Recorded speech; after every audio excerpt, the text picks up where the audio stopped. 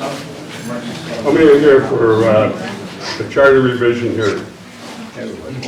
Good. I'm at the right meeting. Tonight we'd like to, the Charter Revision Commission has been meeting for about a year now. I have a couple of documents here that we're going to be going through. Come on in, Bob.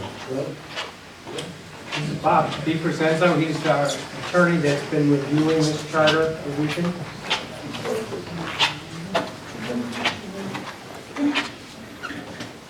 So what I'd like to do is, you have two documents in front of you, and if you don't have one and you need one, they're here. They've been online for 4 or 5 days. No one put the tool on it, make sure it's not cross-threaded. So what I'd like to do is go through the document that's called Draft Final Report. Now the key word here is draft. We got a ways to go before we actually have a final report, but... You must have turned it a couple of times and the thread never cut. Hey, Bill? So let me, if you don't mind, so we can be very efficient, I'd like to read excerpts from this document.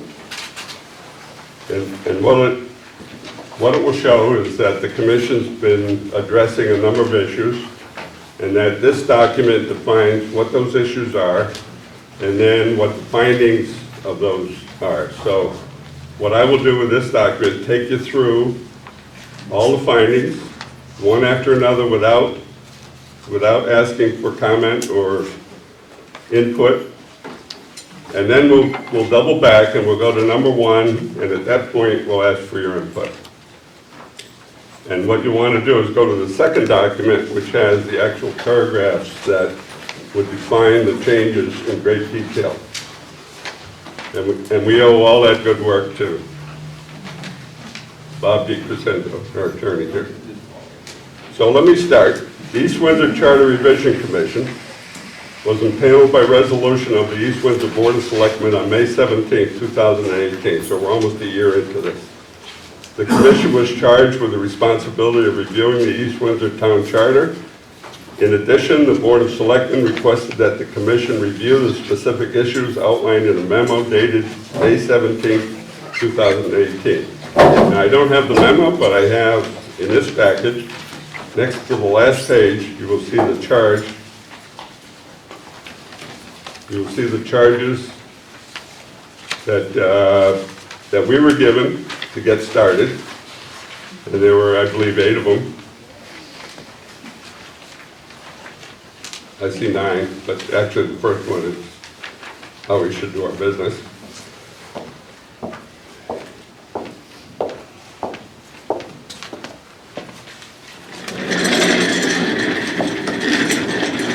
As will be seen below, issues were raised beyond that charge, and the Commission made recommendations or comments when they felt was appropriate.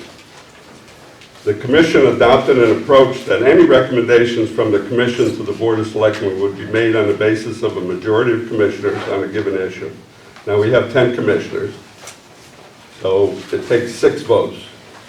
And what we're hoping was that in most cases it would be 8, 9, 10 votes. We don't want to deal with issues that are strictly borderline. When we started, we made a list of objectives for improvements to the charter. We use that as a guide in our deliberations. And for those of you that have the package that you picked up at the table, those recommendations or those objectives are here. There's 4 of them. And I'd like to point out that, let me just go down through them. Improve government structure and efficiency, improve voter participation in town decisions, improve transparency and communication, and improve checks and balances. Now, when we started out, there was one of these that was not on this list, and we did a survey of the town, and what we learned, about 75% of the people that responded to that survey were concerned about communication. So we've added that to our objectives, to improve transparency and communication.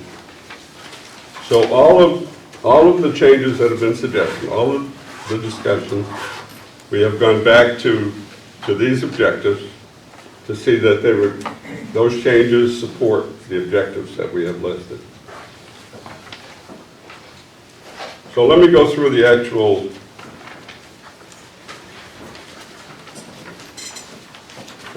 I'm a little ahead of myself here. What I want to do is identify the commissioners that are here. And I see Donna Carey. I don't see Cheryl Balch. Elizabeth Burns called me to say she would not make it. Bill Lowe's is here. John Massick called to say he wasn't feeling well. Rachel Safford is here. Charles Szymanski, saw you in the back. Keith Yegeloff, I do expect that he'll be here. Is he here? Ah, thanks, Keith. And Bonnie Yaski called me to say that she was not feeling well. So that's, and I'm John Matthews, and this commission asked me to be the chairman. Didn't anybody else resign? I'm sorry. Didn't anybody else disclaim that resignation? Poniowski did send in a letter of resignation, but the Board of Selectmen didn't accept it, and then she reconsidered, and she's still on the board. So she never skipped a beat. She appeared at every meeting, at least those that she was well.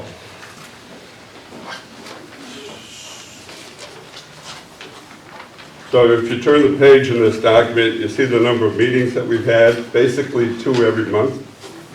I think we might have missed one in December.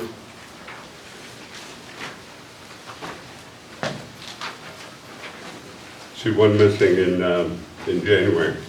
So to date, this would be the 18th meeting of the commission, and each meeting has been a minimum of 2 hours.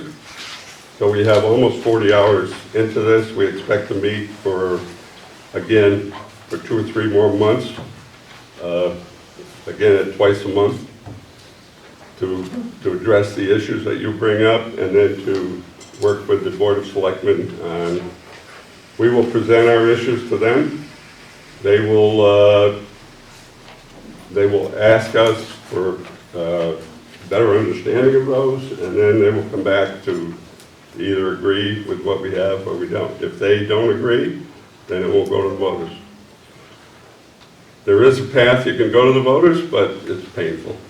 So if the Board of Selectmen rejects one of the proposals that we make, then it dies there.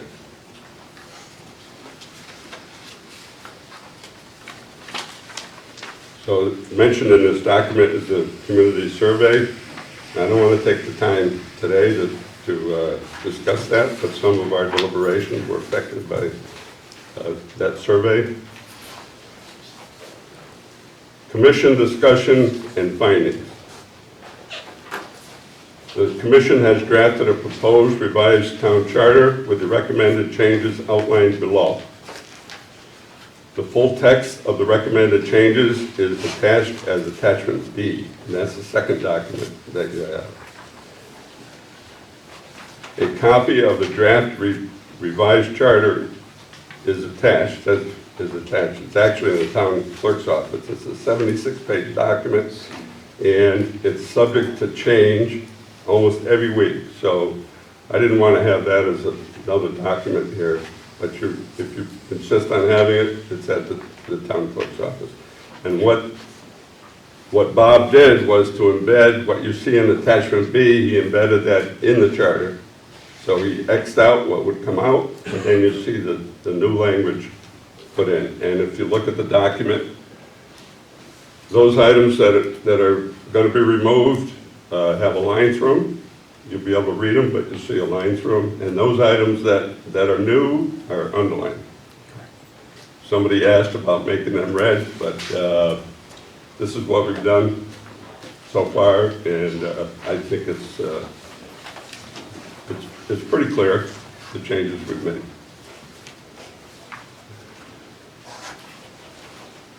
So here we go.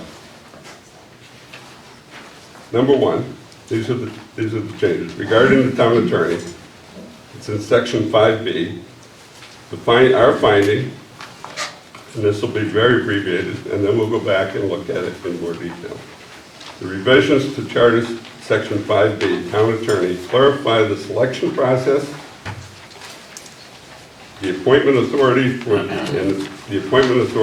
town attorney.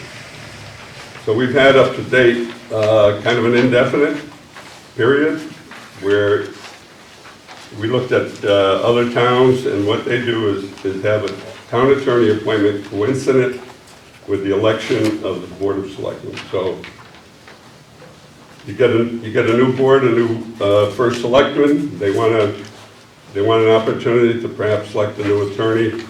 Then this will coincide with their ability to do that. It will define how long they have. They'll have 90 days to send out an RFP and make an actual selection within that 90-day period. So the prior attorney will know that he's subject to change. Not necessarily, but he's subject to it. The new board will be able to select the attorney or attorneys that they want.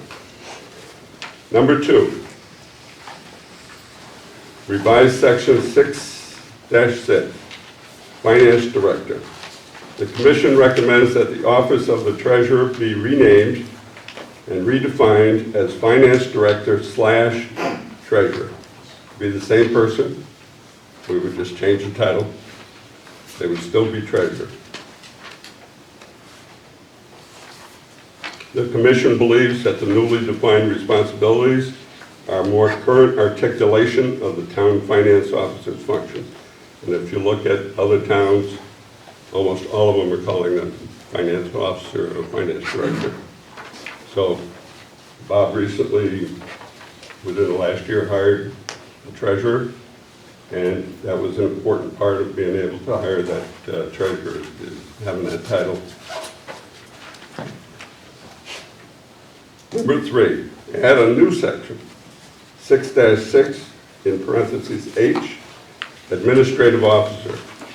The Commission believes that the town municipal government needs a professional administrator to work at the direction of the first selectman and be responsible for the day-to-day administration of town departments. And B, quite important to the Commission, conduct comparative analysis of other municipal entities to enable East Windsor to function more efficiently, structurally, economically, and financially. Number 4, add a new section. Section 6-6I, Police Department. The Commission believes that the East Windsor Police Department should be defined in the charter as a town department. Today it's currently defined in an ordinance. We want to bring it into the charter. Number 5, add a new section 7-7, Police Commission. The Police Commission, or our Commission, believes that the East Windsor Board of Police Commissioners should be reconstituted under the charter to address citizen matters, personnel matters, and as a policy-making commission for the police department. Number 6, revised section 8.3, Finance General Provisions. The Commission believes the functions of the Finance Department should be better delineated in the charter, and that inter-department transfers in the last 3 months of the fiscal year should be authorized by vote of the Board of Selectmen. Number 7, revised section 8-4, budget format. The Commission believes the formation of the annual town budget should be clearly delineated within the charter to standardize the information submitted in support of departmental and agency budget requests. Number 8, revised section 8-5, submission of budget question to referendum. The Commission believes that the automatic 2% increase in the previous year's annual budget that occurs after the third failed budget referendum should be eliminated. The new language provides no increase to the prior year's annual budget after the third failed referendum. Revised section 8.6, this is number 9, duties of the Board of Finance. regarding supplemental appropriations. The commission believes that the charter should include a minimum required narrative to support any request for a supplemental appropriation. Number 10, revise section 8.9, audits. The revision to section 8.9 audit should mandate operational audits of town departments on a fixed schedule. Number 11, revise section 10.5, petition signatures. The proposed revisions to charter section 10.5 reduces the number of petition signatures required to initiate. Now you see town meetings, that should be to move a town meeting, to adjourn a town meeting to referendums. So this is a mistake, it's just a misunderstanding, but it should say reduce the number of signatures required to initiate or to adjourn a town meeting to a referendum. Today it requires 200 signatures. We're looking to reduce that. Number 12, eliminate section 10.8, Board of Finance review of proposed town meeting action. And there's upwards of a dozen of them. The commission believes that the current charter requirement that mandatory Board of Finance review of proposed town meeting actions involving proposed expenditures initiated through the referendum process should be eliminated. Number 13, automatic referendum. The commission believes that all proposed expenditures in excess of $150,000 initiated by town meetings should be subject to an automatic referendum. Number 14, power to overrule. The commission is proposing to add a power to overrule in the charter. And we'll talk about what's involved in that. It won't be easy, but in some circumstances you may want to have that. The commission reviewed a number of other issues raised by the public and town staff and did not recommend changes to the charter. Instead, the commission urges the Board of Selectmen to consider other forms of action. The following is a list of issues considered and recommended action. Shared Services Commission. The commission considered including a Shared Services Commission in the charter. As part of its study of the issue, the commission reviewed similar Shared Services Commissions in other towns. After deliberations, it was concluded that a Shared Services Commission created by ordinance was preferable. A commission created by ordinance can more easily be modified to adapt to state law changes. Number 2, separate referendum questions for major budget areas. The commission considered the proposal to allow separate referendum questions for each major budget area for the annual town budget referendum. After discussion, the commission voted not to include the proposed change in the revised charter.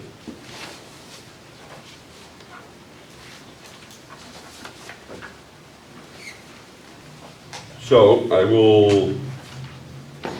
that pretty much completes the findings. So the next step would be to go to this document.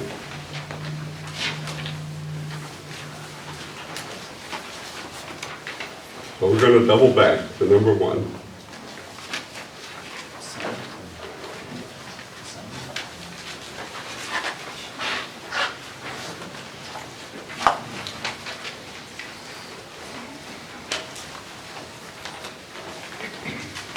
Starting with number 1, town attorney revises the current language. So if you turn the page, you will see a rather lengthy description of the changes.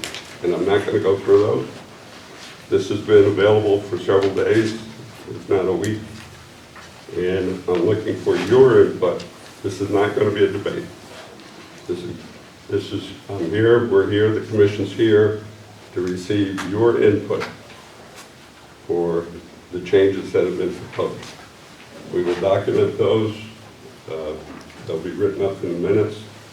And at future meetings, we will review those, discuss them, probably adjust. Matthews, I'm sorry, is there a sign-in sheet for this, or? There is not, because Okay. we're gonna go through 14 issues. So I wanna have the discussion on the subject that I bring up each time. Okay, so what we're gonna do is, if you wanna comment, because we have 14 issues, we've already used 20 minutes, we could go to midnight. We don't want to do that. We're going to put a limit, a 3-minute limit. Is that reasonable? 3-minute limit, could even be less, 2 minutes. Well, we'll see how far we get. But Bob's going to time it, and I hope that no issue takes more than 10 minutes. And we'll move on to the next one. Okay. Excuse me. So regarding the town attorney. Yeah. So I spent some time reviewing a good portion of this document, and I do not have my comments in order of each section. I have a cumulative amount of discussion that I would like to make on several points, and I will either have to talk 5 or 10 different times, or I can speak one time and say them all. We've thought about that. I really think that would be best, because we'll be talking town attorney at this time, and the comments should be aimed at that. I'm concerned that that way may mean that we only get through a couple of the items tonight. Oh, I think we're gonna get through all of them. I'm here till midnight. And if we don't get them through and it comes 10 o'clock, are we going to adjourn to another town meeting? Because I wanted to be fair to everybody in this room that came out, that if we don't get through the first 3 questions or the first 3 comments, and we get to 10 o'clock and you want to adjourn, that we're going to postpone it. Let's just get going. Let's Let's make that decision at 9 o'clock. Yeah. Let's Or- give it an hour. We're at 10 o'clock, yeah. Okay. Your comments on the town attorney. The Board of Selectmen shall, upon recommendation of the first selectman, appoint not later than 90 days after the commencement of their first term in office, under the provisions of the charter, one or more town attorneys who shall serve for a term of 2 years, coterminous with and at the pleasure of the Board of Selectmen. There will be no contract. That's not common in the legal world to have contracts with attorneys. They serve at the will of their client. So, your thought? You really ought to consider taking the word first out of it and replacing it with board. You have 5 people that are elected to run this town. It shouldn't be just the first selectman giving too much power to one person, whatever it may be. He's only going to recommend, and then the Board of Should be Selectmen. by the Board of Selectmen. Not the other, the board, whole Board of Selectmen should be involved. And the 4th selectman reports. to the in selecting? Now, the board should do the selecting, not just one person. Okay, we'll record your comment. Thank you. Anyone else? Yeah. Tom Pelamy, 22 Rice Road. What happens if you have you're gonna change the town attorney every 2 years? What happens when you had a pending case and you're gonna change town attorney? That doesn't seem like a very smart system. They'll be able to stay on. The board can work that out. We can have 1 attorney, 2, 5 attorneys. But there will be a focal attorney that will represent the town. On issues coming up, issues that are not pending. You know, if you have a pending issue, obviously you retain that attorney. Any thoughts on that, bud? Yeah, the language does not preclude the Board of Selectmen from reappointing a town attorney. It just requires that that appointment be made every 2 years, coterminous with the board, so that you don't, so that a new Board of Selectmen can make its own choice if they choose to. There's nothing in here that would preclude any Board of Selectmen from reappointing the same town attorney that has been in place. And it is the Board of Selectmen that makes the appointment upon recommendation of the first selectman. Bob? Bob Leach, 39 Church Street, in section 6-5B, the language which states, "and with prior approval of the first selectman," allows the first selectman to deny legal counsel to any employee, board, committee, or commission. We've had this problem in the past, and I would recommend that be stricken.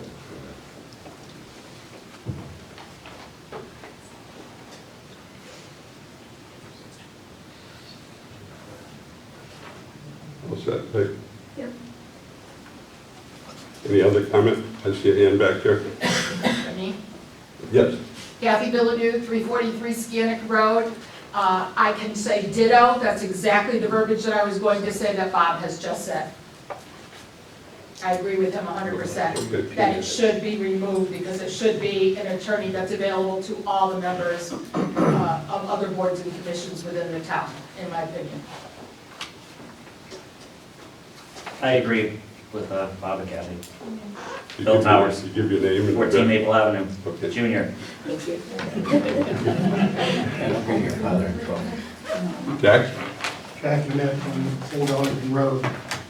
It's hard to understand what you've done without having the current charter in front of you, because you indeed have eliminated some of the things that were in the current charter, and you don't see that in your review.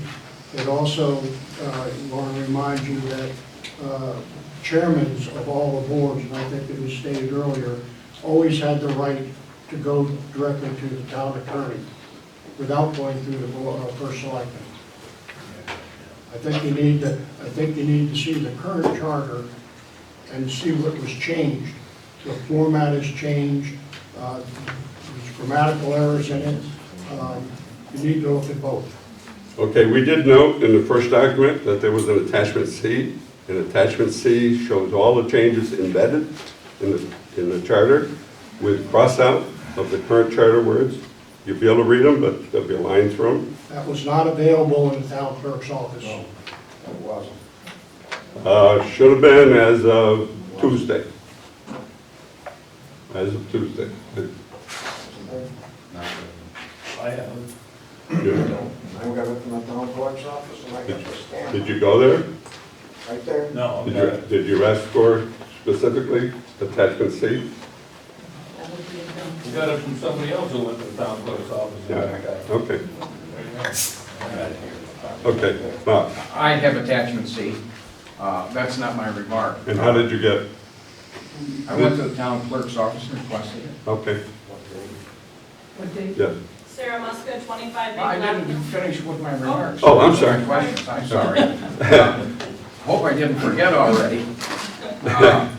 I would also agree that anybody that serves the town, whether it's a paid position or a volunteer position, needs to have the advice of the town attorney in case of certain liabilities that they get into themselves personally. That's that remark. The other remark is, you say the Board of Selectmen will, upon recommendation of the first selectman, appoint. I think that needs clarification. Appoint at will or appoint by a signed contract with the town attorney? You know what I'm saying? Coming in. Yeah, typically, they appoint, a board of selectmen or town council will appoint a town attorney. The town attorney will then present to the board an engagement letter. And that engagement letter will spell out the scope of the representation. And an engagement letter is signed by both the town and the attorney of the firm. The chairman of the first selectman signs it on behalf of the town, and then the attorney signs it on behalf of the firm. And that engagement letter becomes the basis of the representation. A contract, a binding contract for a fixed term with an attorney really is not, it's not common, it's not really allowable under the rules of professional conduct, because a client can't be forced to retain a particular attorney. The client always, so you use the term at will, town attorney is always at will under the engagement letter. Okay. But there is a document that spells it out, it's called an engagement letter. So the letter of engagement is not exclusive Exclusive in what way? to that particular law firm? No, the law firm prepares the letter of engagement between the town and the law firm. But it's not a contract for a fixed term of years, because the attorney, town attorney, or any attorney, is really always at will under the rules of professional conduct. So the wording in that contract, if somebody has concerns, wants to be in such, from my aspect, and so that, you know, it's like getting a second opinion from an accountant. Is that possible? Always. Okay, thank you. Sarah Okay, Muska. all set, bud? Sheriff? Yep, Sarah Muska, 25 Maple Avenue. I'd like to say I agree 100% with the comments that Mr. Manette made. I was also extremely disappointed that document C was not easily shared because I also went to the town clerk's office and it wasn't available. Thank you. Anyone else? If I may, Kathy Dillio again. Considering that further down the line, and this is one of the reasons why I would have suggested not doing it line item by line item, further down there is a section for an administrative officer. With that being the case, which I would imagine would mean like a town manager, only with a different title, I would also think then that the town attorney would be chosen by the town manager as opposed to the Board of Selectmen, or at least in discussion together. And there is nothing outlined for that if indeed that second change comes to fruition. I'd like to make a comment too. Right now, the town has over 10 lawyers. And so, I don't know why we're arguing, and I'll say, All hands. we have one pension lawyer, we have one tax attorney, but we have a second attorney that does foreclosures. We have a bonding attorney, we have a land use attorney, we have Bob Picosenso, who heads up a law firm that also provides us with a contract attorney for personnel. We have a second attorney for personnel, and we have another general lawyer. So we are well represented, and right here, we seem to be focused on one lawyer. One lawyer is not sufficient to really take care of the town. Just throw that out. Kathy? That's Manelli, Depot Street. I don't think the focus is really on how many. I think the focus is on the availability of that lawyer to all of the town boards, commissions, and their need to be Okay, able no, to reach that I understand person. the issue, yeah. Because we're making a change, what we're suggesting is a change that a commissioner, chairman of a commission would have to get permission from the first selectman to engage an attorney. It does control the budget to some extent. Additionally, I would add that I wonder how it would work if an attorney was in the middle of some case, some process, to find out that he was going to be replaced by the next Board of Selectmen. Just as he is at will for us, I assume he also has the choice to walk away. So I wonder how that might play out in certain situations, not in our favor. Thank you. I think that's a valid question. Bob? Not to belabor the point, the reason I had raised the issue of the first selectman being able to deny legal counsel is because we've had that issue in the past. It's a very serious issue, and I believe it was dealt with on the Board of Selectmen by creating another subcommittee to handle that issue. And like I said, I strongly advise that that be stricken from the language. Yeah. Anyone else? Okay, let's move on. We were about 15 minutes on that. Section 6.6, Finance Director. The Board of Selectmen shall, in consultation with the Board of Finance, appoint a Finance Director who shall be chosen exclusively on the basis of technical and administrative qualifications, character, education, training, and experience, and who shall serve for an indefinite term.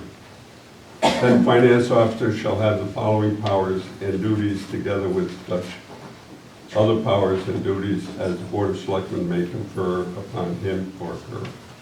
And I won't go through those powers. They're very similar to what we have today. So looking for your input.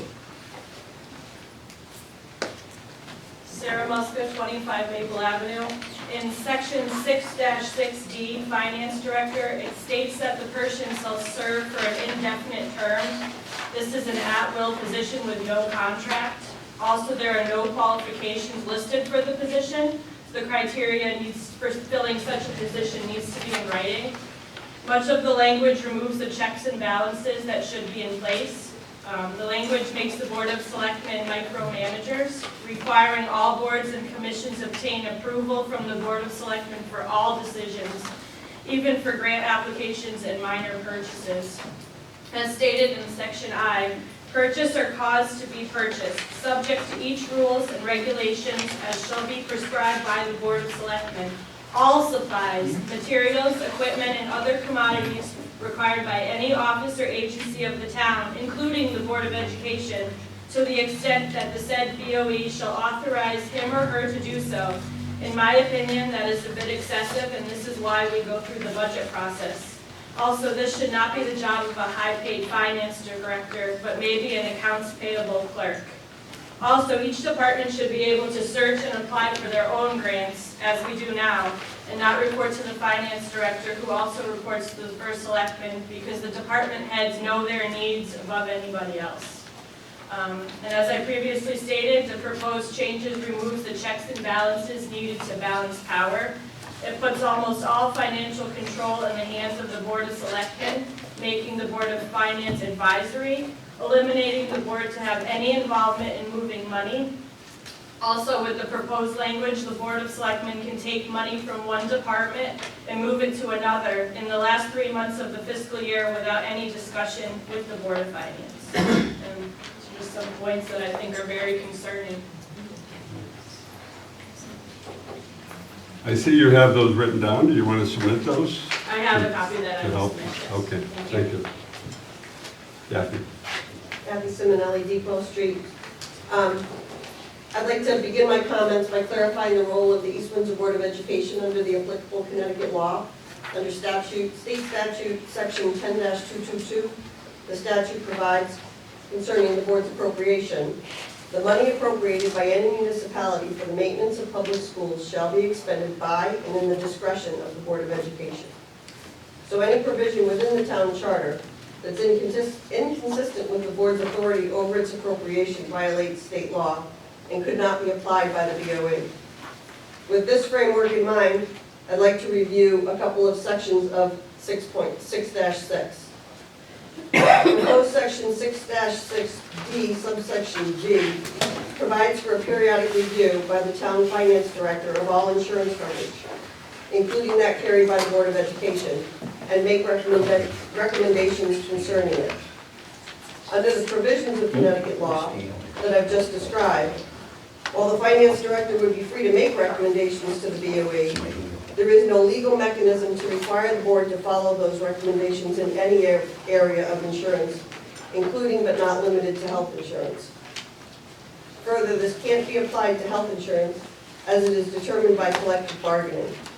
If the town was to dictate our health insurance, the CEA or other union could, and likely would, file a charge that we are not bargaining in good faith, as we would be complying with a department that does not bargain with those unions. Assuming a complaint was filed, the BOE would lose and would then be in a position of rebargaining, but now with an issue of trust between the BOE and the union. As the chair of the BOE, I will strongly recommend to my board that we do not put ourselves in this position. Second, proposed section 6-6D, subsection I, provides that the finance director shall make all purchases, including those for the Board of Education, pursuant to rules prescribed by the Board of Selectmen. However, the provision goes on to state that the Board of Education will be bound by these rules only if the Board of Education itself so authorizes. I don't believe the BOE can give that authorization, as it would be agreeing to a process outside of state statute. Additionally, there's no mechanism for the Board of Selectmen to secure such an authorization. BOE is not bound by rules established by the Board of Selectmen. Hey Kathy, can I interrupt? We, the board, our commission, acknowledges that the Board of Education is under state statute and is very little that we can dictate. We can only work with you, with your cooperation. I understand We that, but acknowledge the that. language as it's written Now, says it will be differently. written, it will be written to acknowledge that we can only do the things we have with the Board of Education's I acknowledgement. currently don't believe that's the way the language could be interpreted. We'll review it, and we know, we have no authority to dictate what you do within the Board of Education and within the school. You control what happens. The only effect the town has is voting on the bottom line of your budget. But these, That's not what this language this says. language says Well, that, okay, Point of then we will. You should not be look, this interrupting is a someone who draft. is making a statement. She has a right to speak. She has up to 3 minutes. Point of order. I asked if I could interject. But now there's a back and forth. She's making a statement. I'll You want to finish. continue? I'll finish. Additionally, there's no mechanism for the Board of Selectmen to secure the authorization, and the Board of Education is not bound by rules established by the Board of Selectmen to influence the manner in which it expends its appropriation. There's a reason that state statute provides boards of education the ability to manage their appropriated funds as needed. School population and its needs are fluid, and the BOE must have the ability to make the changes necessary to maintain the best possible educational environment for our students. And in response to your comment, I will say that your intent may be one thing. I believe your language says something else, and This that's is a the draft. problem. It is a draft, a rough draft. Well, and that's We what I'm still have commenting 3 on, is months your to go. draft. The language would need to change Okay, dramatically. all right, we have you covered. You want to submit something in writing? I did not rewrite the language, no. Okay. I can give these comments one, Yeah. but there's others. If you So want. I'll hang on to it Okay. till we're done. All right. Anyone else? Marie? Yeah, I'm going to do the summary forever. Marie, I'm going to ask you to speak just a little bit louder.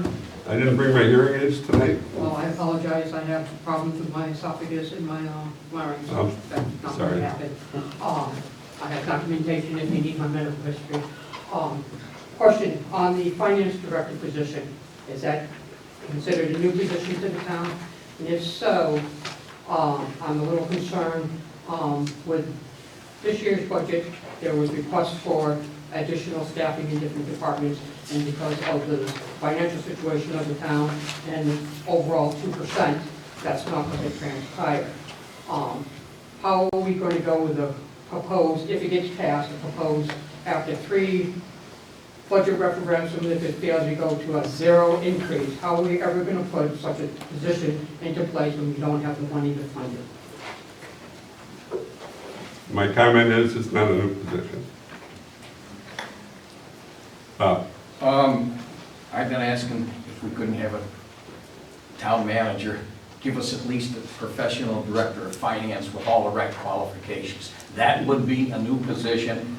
Where is the balance of power when this still, in my personal opinion, continues to be a political plum appointed job? In specific, who writes the technical and administrative qualifications for the finance director? Number 2, who does the performance evaluations? And to me, that's all about, maybe it's an opportunity for you to get creative and have shared services in terms of HR. Okay? You already said on the previous page that we have a contract attorney just for handling personnel matters.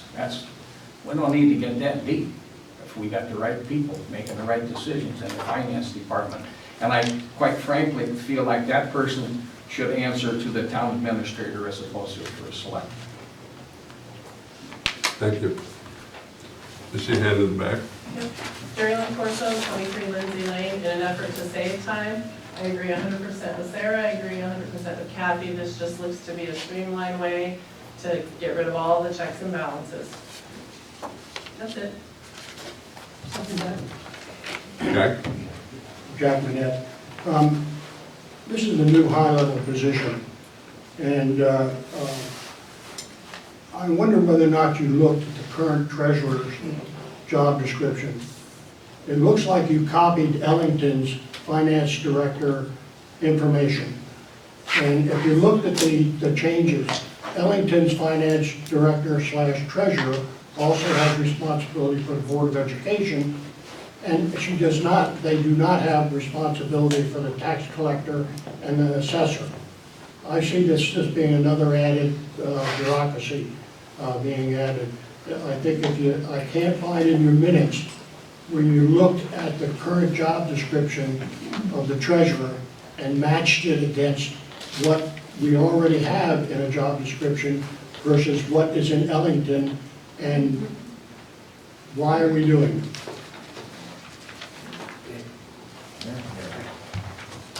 Bill Towers, 14, Junior, 14 Maple Avenue.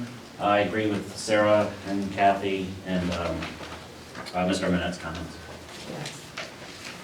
Anyone else? Pick Pepin, 37 Long Road, I go on what Bill says. And the rest of them. And in the back? I'm just going to back up what Mrs. Sinelli said from the Board of Ed perspective. As a resident and a parent, I read the language, and it's going to be devastating. You're taking the power away from the Board of Education to make accessible, whatever the word is, decisions on how they're going to spend, because they have to spend within the mandates. So you're taking away the power from them to pay for mandates and things they need to in their department. Do you know what they need? Have you sat with the Board of Ed? Have you talked to the teachers? Have you talked to the administrations? Have you talked to the kids? Have you asked what their needs are? I think you need to understand the needs of the public as you are writing this. Thank you. Excuse me, can I have your name? Yeah, what was your name, please, and where do you live? Oh, Sarah Andrews, 144 Main Street, Broadway. Thank you. Yeah. Hi, Jillian Hubbard, 40 Mill Street, Broadbrook. I also agree, as a parent and a member of the community. I agree with the women, as well as that gentleman over there. It does not sound as though the language was thought out carefully enough in regards to everybody involved in this and everybody that's affected. Kathy? Yep, Kathy Billady, once again, I have to say that I agree with Sarah Muska, Jerry Lynn, I can't even remember everybody. I agree with Bob, Jack Manette, that this is definitely an area that you folks have designed that I think really needs some serious looking over once again. I appreciate that it's a draft. I also appreciate that that might not have been the intention to take away authority that's given by the state to the Board of Education, but I guess I would suggest to your commission that you clearly go through line by line and make sure that we're not doing anything that should not be done. You want to comment? My only comment is that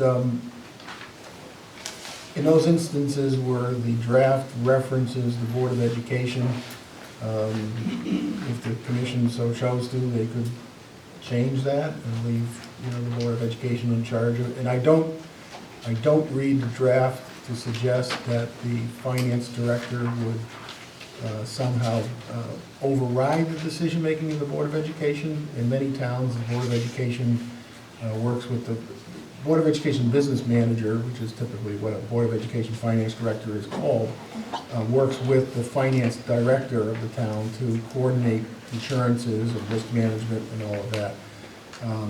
That's done now.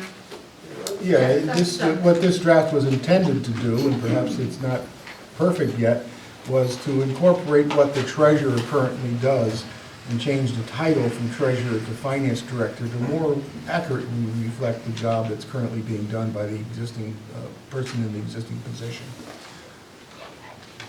And one last comment. I advise against putting job descriptions in charters, because job descriptions over time have to change and sometimes be adapted to different scenarios, and you don't want to have to change the charter to change a job description. So a lot of times charters will reference job descriptions without prescribing what they are. And I think in the town administrator is more prescriptive as to what the requirements of the position are, and that language could be added to this as well. But the intention was to memorialize the position as it currently exists and operates today by the town treasurer. And I believe the town treasurer is written in the current charter. The person in that role has a broader scope of responsibility than is described in the current charter. If you don't mind, we've been into this for about 40 minutes. Just one more thing, correct? Bill Towers, 14 Maple Avenue, and I think don't just focus on the Board of Education. This here, it says all office or agencies. It says including Board of Education. If the police department needs to buy ammunition, they gotta go get permission to buy ammunition. If the fire department needs to buy a couple of lengths of hose, they gotta go get permission to buy a couple lengths of hose. If the secretary over here, HR, they gotta buy stamps, they gotta go to approval for stamps. This is very, very, very overbearing. Let me just comment on that. Once a budget is adopted and the line item for ammunition is in place, the finance director, this finance director, or any finance director, processes the charges against that line item and keeps the books. That's correct, but that's not what this says in This is not here. intended And to change that. So then will it I also- be switched so that it's written? I'm almost done. We talk about job descriptions. The town doesn't have any job descriptions.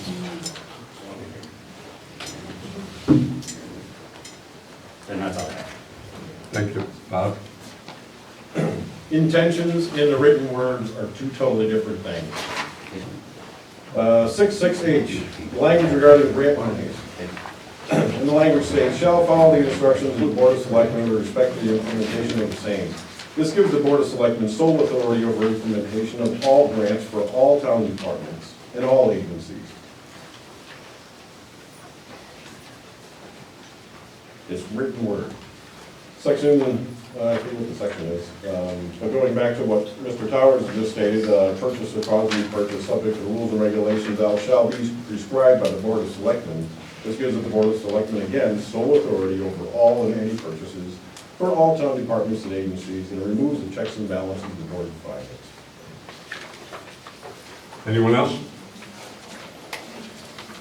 Just Okay. a comment with Please regard to keep the these to purchasing. less than a minute. I'm sorry. You got 3 minutes?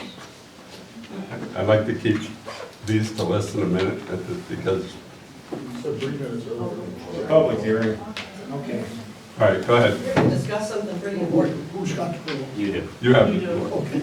In regard to the purchasing of being put into your description of the position, you know that the town has current purchasing policies.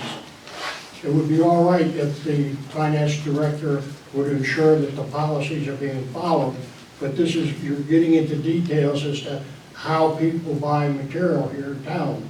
The purchasing policies that are in place should be reviewed and make sure that it blends in with whatever a finance director would do, or the treasurer does today. The treasurer ensures that the policies on purchasing are executed. I'll just take a minute. There seems to be so much concern about the balance of power on this particular position. I will reiterate my thoughts about it should be a newly created position. And as far as not writing job qualifications or having performance evaluations for a professional hired by the town to handle the town's taxes and finances and income, let's get a person that can do that, either in conjunction with the Board of Education, who has a full-time qualified human resources person, or that create that position, because otherwise we are putting the cart before the horse.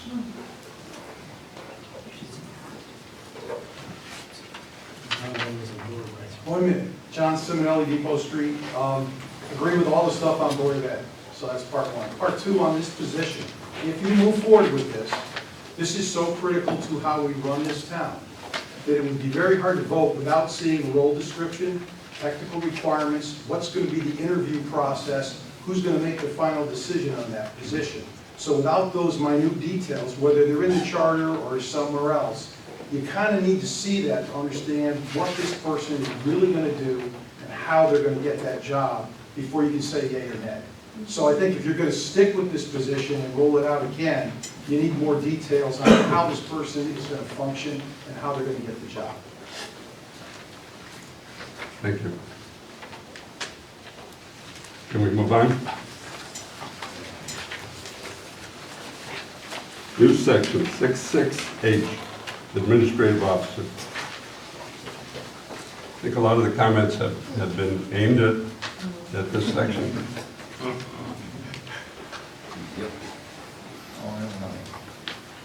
Sarah? Sarah Muska, 25 Maple Avenue.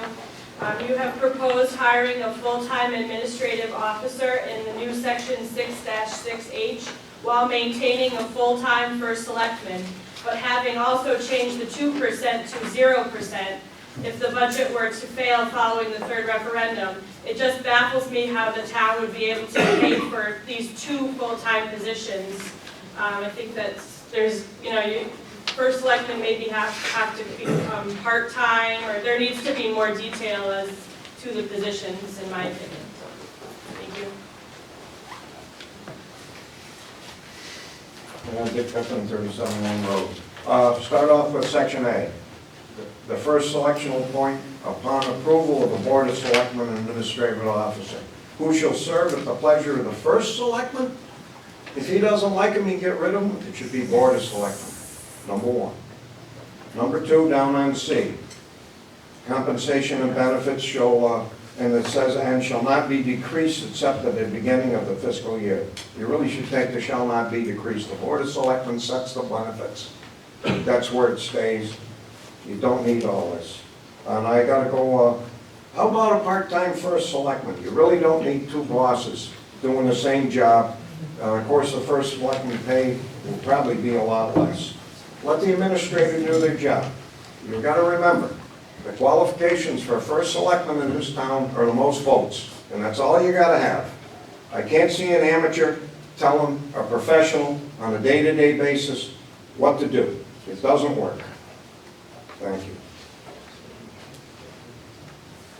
My sentiments agreed with both Sarah and Dick.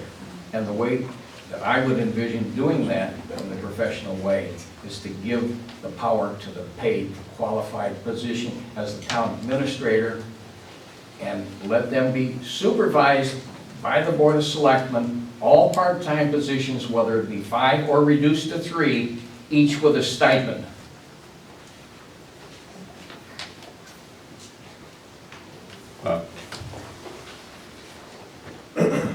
So 66H, the language, the first selectman shall appoint upon approval of the Board of Selectmen or administrative officer who shall serve at the pleasure of the first selectman. This language provides zero accountability to the people and no accountability to any board or commission or committee. This new position puts an unaccountable person serving at the pleasure of only the first selectman. This unaccountable person will be in charge of the day-to-day operation of the one agency that we must protect from political pressure, the East Windsor Police Department. For your information, Deputy Hart holds the following degrees: Associates and Bachelors of Science in Criminal Justice, Masters of Science in Public Administration. Chief DeMarco holds the following degrees: Associates, Bachelors, and Masters of Science in Criminal Justice, Master of Science in Justice Administration, and Master of Science in Public Administration. Your educational requirements for administration officers don't even approach the level of education that you want our chief and deputy to answer to this unaccountable person. Kathy? I noticed that this talks about this, don't have the language in front of me for the moment, but it basically was an at-will position, no contract. I don't know that there's anyone who would be willing to take on a director of finance position or finance director, or whatever you're calling it, without some sort of contract. The language is the same as it was for the lawyer, it's at will. That doesn't seem like we're gonna get anyone reasonable, anyone qualified to take a position like that without a contract. Just a brief comment. We'll try to make it consistent with what other towns do. Obviously, if we're way out of line, we're not going to be very successful. It's going to have to be consistent with what other towns are doing. Thank you. Jack? East Windsor, our current budget proposal, I believe, is something like $41 million. So we're moving in the future. This town has grown to the point where a professional needs to have the position to run the day-to-day operations with the responsibility of running those operations. I think this was recognized in the last charter revision group that actually proposed a chief administrative officer and who actually had the responsibility of running the town with all departments reporting to that position. And that's where the town's got to go on a $41 million a year investment. Thank you for your comment. Anyone else? Let me get someone there. Francis Neal, 153 Melrose Road. I feel this administrative officer is a person who is accountable only to the way this is written, to the first selectman, and it just gets rid of a lot of checks and balances. The first selectman, all the power is getting pulled up and sits right at the top of the house, and there's nobody who has a say the way this is written. It's a legitimate comment, but I think when you look at the total charter, all the changes we're making, you'll see the checks and balances come back. I understand. Come back to the voter. I would love to speak to you about that, but We don't have the time to have a debate here, Right. but you can expect that the commission will outline their reasons in the near future Okay. before we But as this is ultimately written, go to the voters. I don't Yeah. see it. No, I understand. If you look at it individually, I can understand those concerns. I'm trying to be respectful in terms of you trying to tell us that you do what you think is right for the town. I've had personal communications with both co-chairmen, I've had personal communications with the first selectman. I'm just gonna lay it out there. We have talked about it, and I think Jason brought it up at a prior Board of Selectmen meeting when we were talking about this, a hybrid type of government. And I'll be willing to provide all the research that I did out of a Massachusetts town, small town, nearly our size, that has a hybrid form of government. They call it a chief administrative officer, and they have 3 selectmen, all on stipends, that work together, and they have a well-balanced budget. Kathy? I told you I had a lot to say.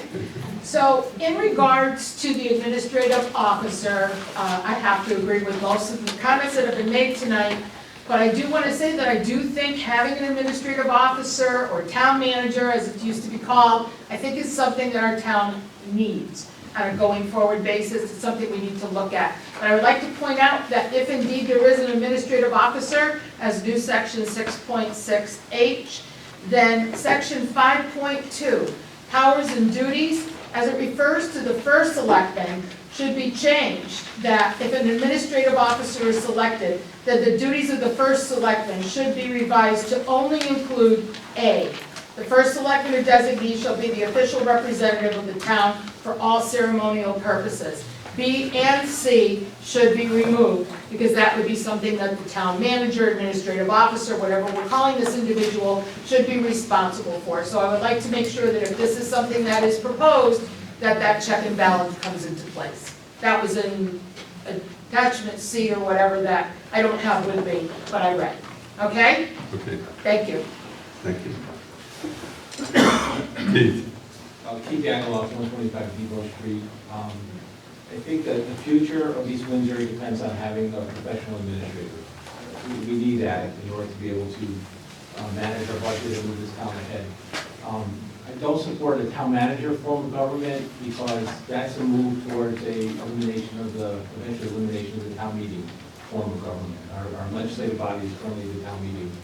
So I don't support having a town manager per se. I think the town administrator is the right way to transition this town to a professional administrator.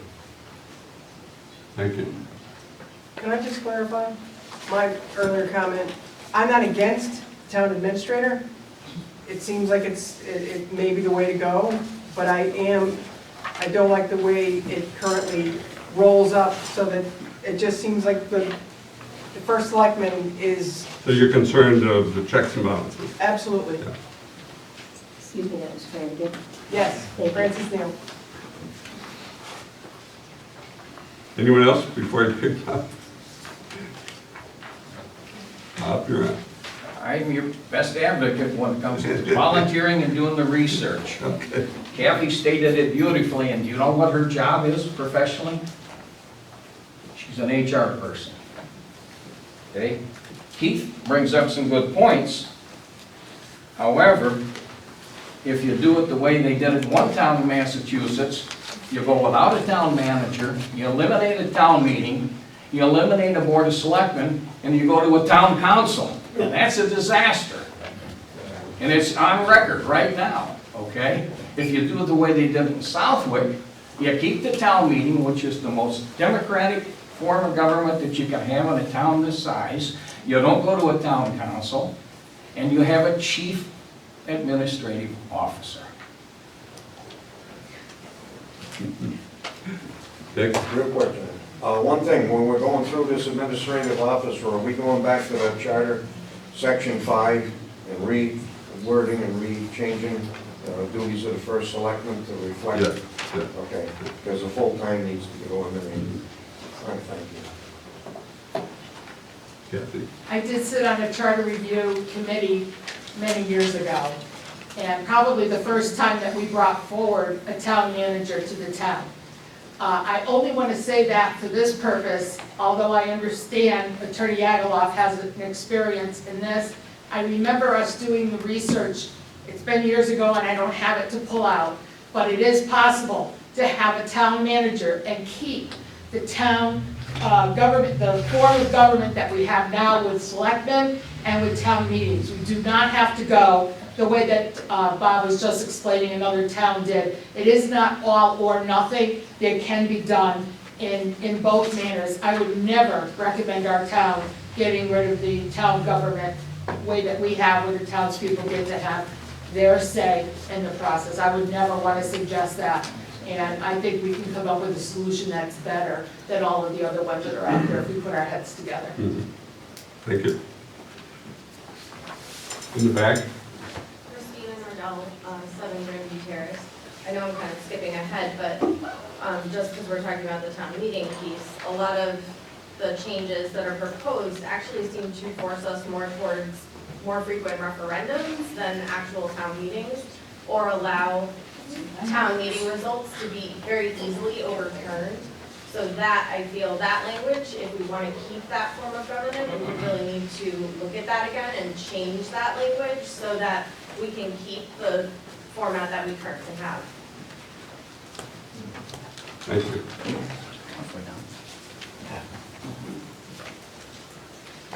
I'd like to move on. Section 7.7.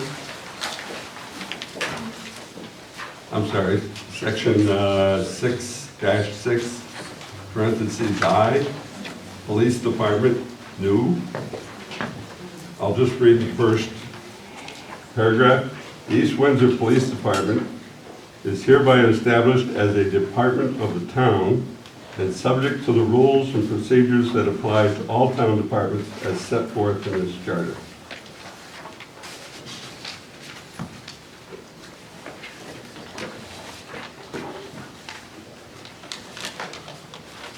Your comments, please. So what that language does, that effectively removes all authority of the police commission. It's entirely in conflict with state statute and what the police commission operates under and governs under. Basically, it puts the whole hiring process pretty much in the hands of the board of selectmen, again, state statute. And what I would like to advise you on, and I mentioned it when your charter revision commission meeting, was the State of Connecticut Office of Legislative Research. So, towns are not required to create police commissions, but if they do, statutes require commissions be given full statutory powers, Connecticut General Statute 7-276. states that police commission shall have the sole power of appointment, promotion, and removal of officers and members of such police department. This section also states police commission shall have the general management and supervision of the police department of such town. The statutes do not appear to allow the creation of advisory police commissions. That's basically what you're doing with this language, is you're eliminating all the authority of the police commission.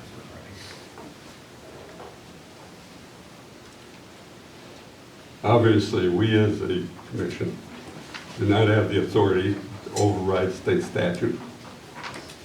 If we're in violation of state statutes, That's what this document does, by We will not- writing it into the charter, and defining the police commission in the charter, you can get around state statute. As you define it in the charter, that's called the power of home rule. The state of Connecticut is a home rule state. So whatever we write into the charter, and I'm sure your attorney is very familiar with this, whatever we write into this charter, we can get away with. It doesn't matter what the state statute says. And that's exactly what you're doing with this. You're fully aware of it. I expect what we will do will be consistent with other towns that have police departments.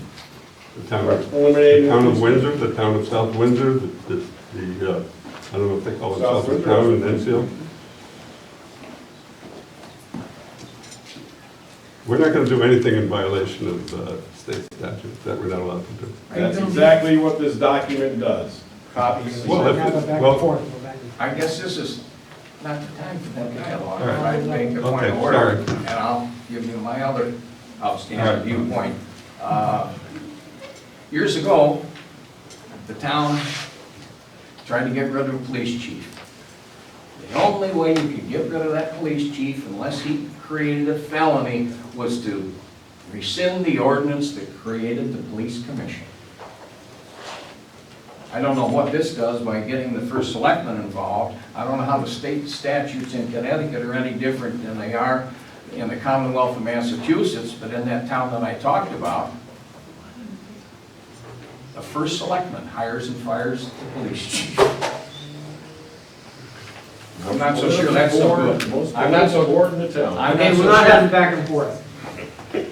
And what I'm saying is, while I gave you those two instances in what I thought the wrong and the right way to do things in Massachusetts, I don't necessarily agree that the right way is to do. But by the way, that person up there, first selectman, who's part-time, also hires and fires the fire chief. Wouldn't that be fun around here?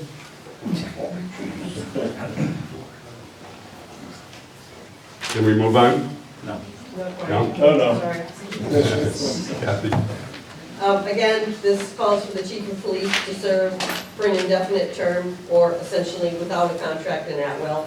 I don't know where we're gonna find a chief of police who's gonna be willing to do that. I think it also spells out specific duties that are probably far too detailed for a charter document and are probably against the union contracts that are in place at the police department.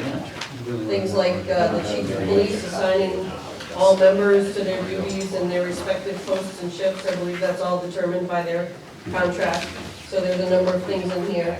It also uses language that says that the chief of police shall be responsible for the preservation of the public peace, prevention of crime, apprehension, etc.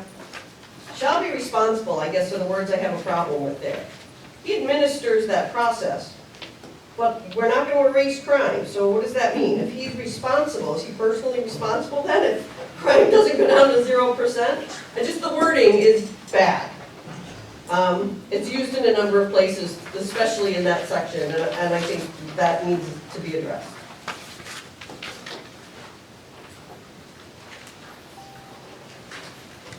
Do you want to comment? Okay. Back here. Charlie Nordell, 7 Grandview Terrace. Yeah. I agree with Bob and Kathy, and again, you said this was about making transparency in the town and not putting the power at the Board of Selectmen, and that this would all even out. It's eliminating the power of every commission we have in town. It's making it all on the Board of Selectmen. They have the full power on everybody. the commissions, the departments, the whole 9 yards. That's all I have. Thank you. I wasn't finished with my comments, but touching on what Ms. Simonelli had said, there is some language in here that's just out of place. One of those things was, as she mentioned, the chief of police shall be responsible. That's pretty outrageous. As Kathy mentioned, you're going to hold the police chief personally responsible. And there again, the language goes on to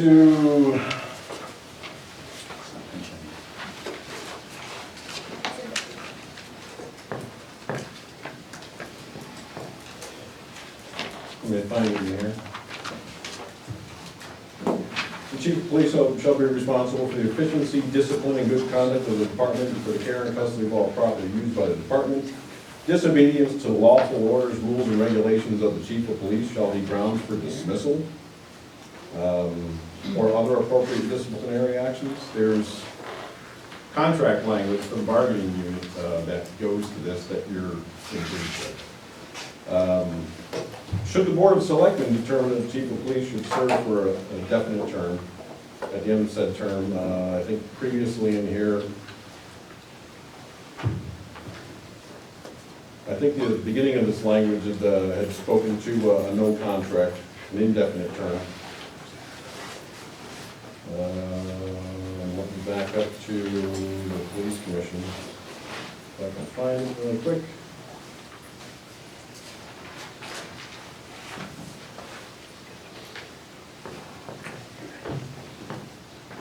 Too much time. Yep, I'm sorry. Oh, the chief of police shall assign all members of the police department to their respective posts, shifts, details, and duties. That's in violation of the contract language.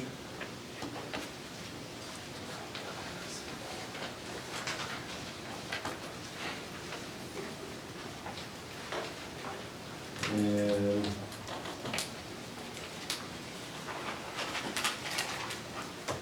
Okay, we're gonna have to there's move on. Bob. further language in here on the police commission being I'm gonna have Attorney responsible DiCrescenzo comment. Bob, I'm sorry? I'm gonna have the attorney comment.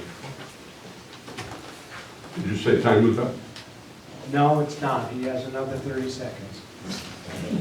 Go ahead. As to the conflict between a charter section and a collective bargaining agreement, by state statute, the collective bargaining agreement controls. A charter cannot override a provision of a collective bargaining agreement. The two have to be read together and consistent with each other. If they're in conflict, the words of the collective bargaining unit control.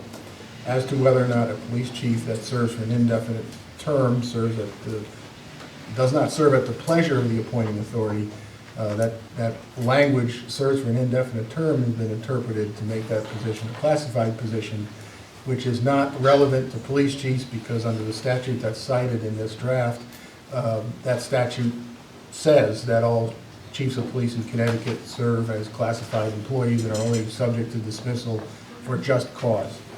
What this language does is it gives the option of creating a contract for a police chief or allowing the police chief to serve for an indefinite term. Under this language, the town can either appoint a chief for 5 years or appoint a chief for an indefinite term.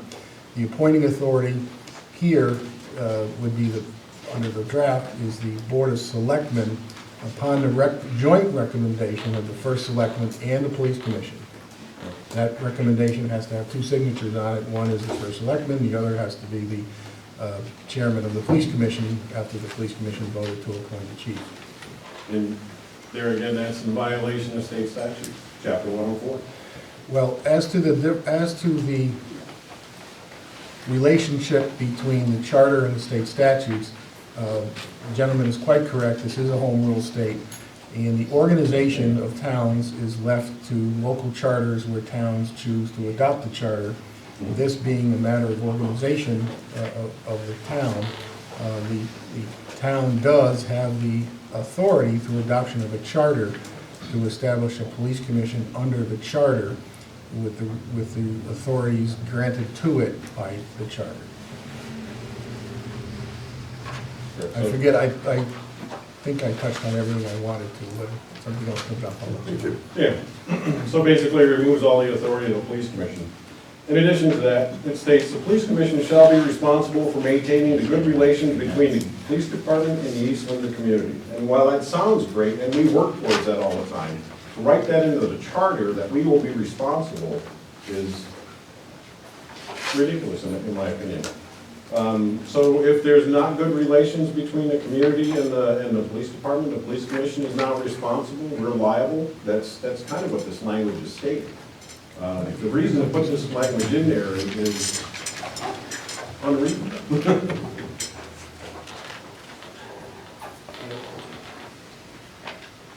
Marie, this is a 10 Rice Road, Barbara.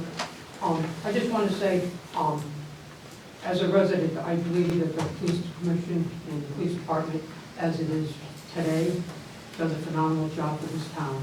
And I think if we're going to go and we're going to undermine their authority and undermine where they have brought this town over the last 10 years, we'd be doing a great disservice to this community. Our police department and where they have come from where they were, is 150% better than it ever was under the current administration. Although the charter is going to be written without anybody in mind, because anybody can pass away tomorrow and anybody can decide to leave a job tomorrow. But I think if we change what we have currently in town, we're going to set this town back years.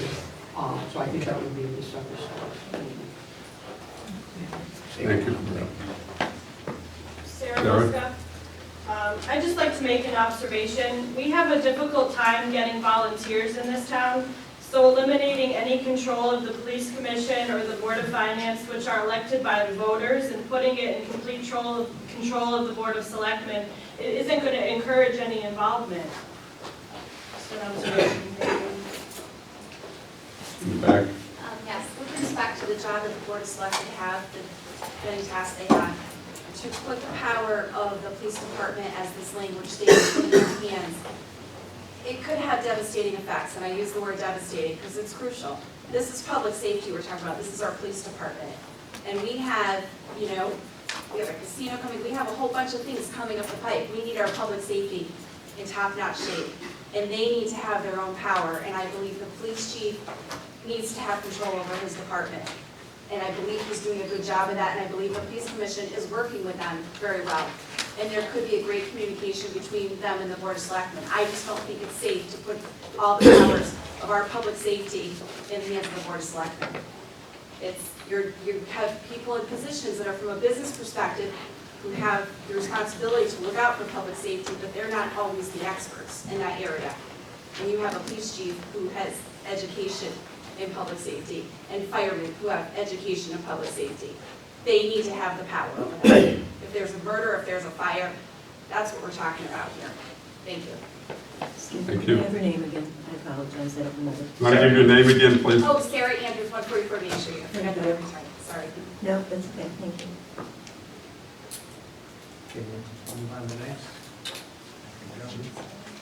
This will be the last one, if you don't mind.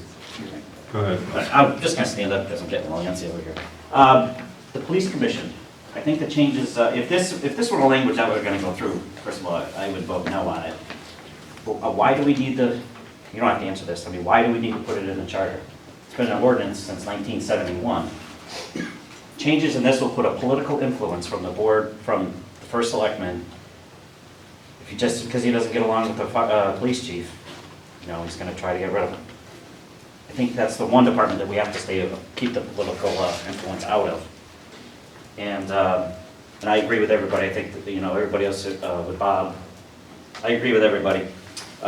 Real quick, I'd like to, do you have section 66K? 66K? That should be the town fire departments. Why would you guys put the police commission in here when we don't have a town fire department? That's all I have.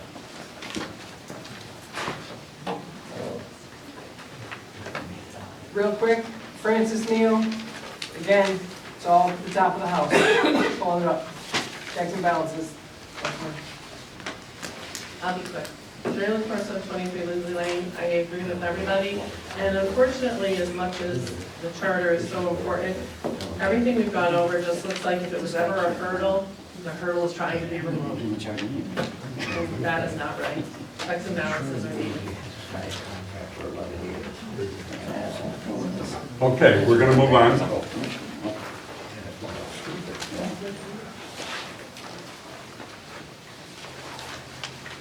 Next section, we've been talking police department, next section is police commission. Or have we been talking commission? Alone. Let's move to, I think we've covered both in that discussion. Let's move to general provisions, section 8.3.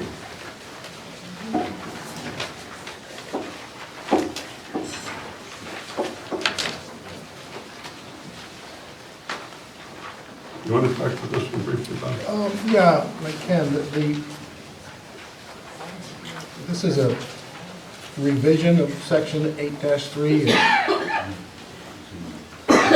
Is two things happening here. One is it's really just an articulation of the process, largely the process that's already in place under the existing charter.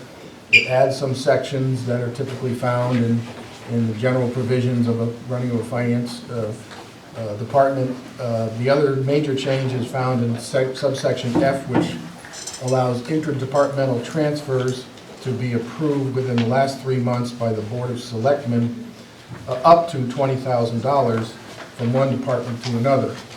Interdepartmental means these are budgeted funds that currently exist in Department A, can be transferred upon approval of the Board of Selectmen,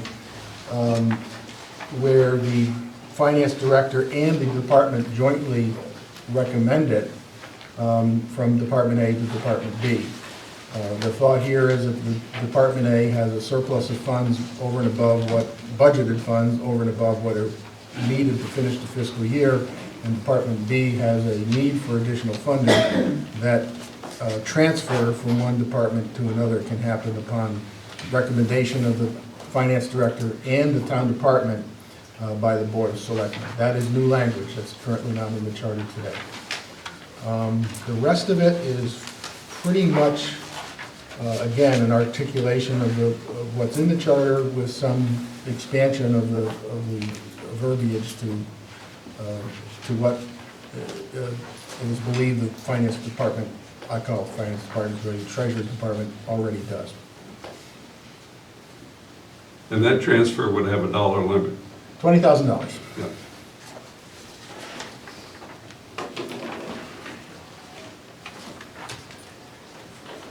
Any show of hands here? Jack?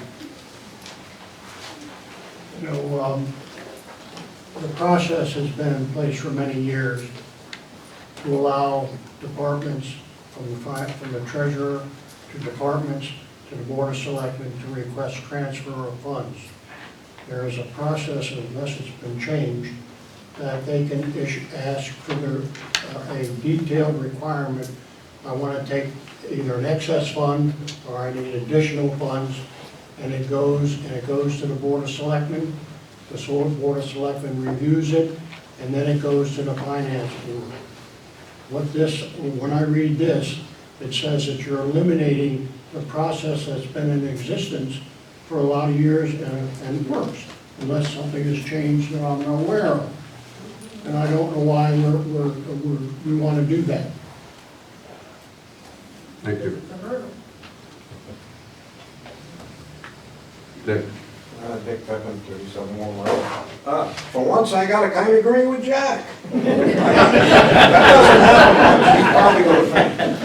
Anyway, why are the Board of Selectmen doing all these transfers when the Board of Finance has their fingers on the pulse of the monies in this town and do a damn good job of managing it? Doesn't belong at the Board of Selectmen. They got more work than they can handle now. They're gonna have to handle the finances too? Why do we have a Board of Finance?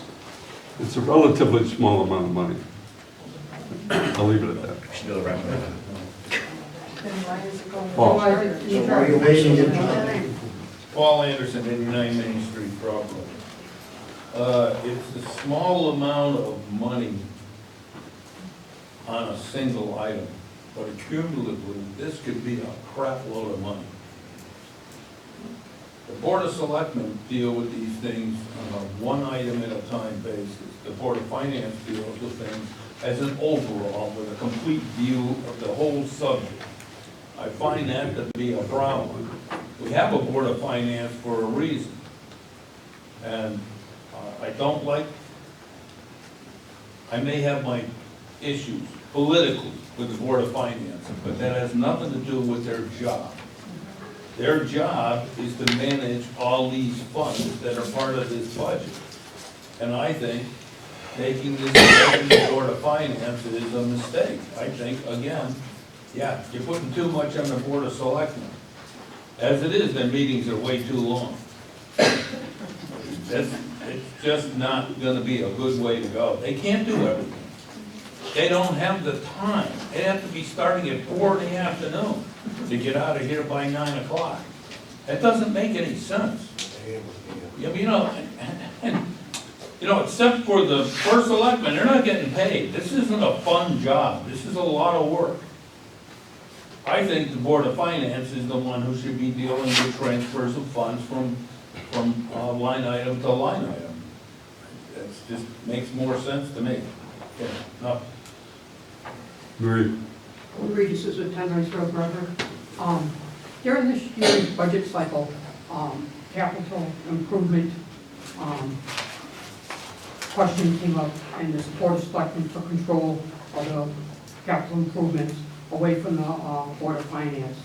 I think taking anything from the Board of Finance is a mistake. Those volunteers that spend hours and hours and hours meeting with other department heads and departments, looking at their needs, and this year was taken away from them. And by doing that, I think it's doing a disservice to those volunteers that have put endless hours into this town and have done a superb job, in my opinion, to make sure that they're doing the right balance. It may not always be what I want as an individual, but it's what's in the best interest of the town. And I think this is going to take some of that control away from them even further. And I would like to stick that control back to where it belongs. So I'd like you to fix that language in the charter so that that function goes back to where it belongs with the Board of Finance. Thank you. Let me get someone to it, hang on a second. The answer? Bob? Yeah, I too have had my concerns and issues with the Board of Finance. The last 3 statements made, or the last 2 anyway, have all to do with the politics between the Board of Selectmen and the Board of Finance, and this is a time to get off it and renew it. The system ain't working, and it's time to change the system, and this is a good opportunity to do it. But we got to do it in a proactive, objective way. And one of those ways that I suggested earlier might be to, I said specifically, maybe I got to be specific to make the point about how political it is between the Board of Finance and the Board of Ed and the Board of Selectmen. Specifically, we got 5 people on the Board of Selectmen. Only one of them's paid. He's not running again. Publicly admitted that, okay? You got 4 other people that are professional people that don't get a penny. Instead of having to cover their back and worry about battles they're having with Board of Ed or Planning and Zoning or Board of Finance, let's give them a stipend. Think about who those people are. You got 2 executives of Fortune 500 companies. You got one that's a state employee already working down at the state government. You got another one that, say what you want, is an extremely financially successful businessman in this town. Let them worry about the betterment of the town and a group team effort instead of fighting each other. You all set up? Oh, yeah. Kathy? Yes. So I think that there's something that, I feel like I'm going to say something that's been being said, but sort of in one fashion. I think that it appears for the vast majority of us here that this charter revision language is attempting to take away the authority of 3 entities: the Board of Finance, the Board of Education, and the Police Commission. And I think it's become very clear, if you can hear from what we're saying, that's what we're reading. And it also appears that most of us in this room are saying, don't do that. So if that was not the intention of what this charter is doing, that is the message that has been sent to us loud and clear.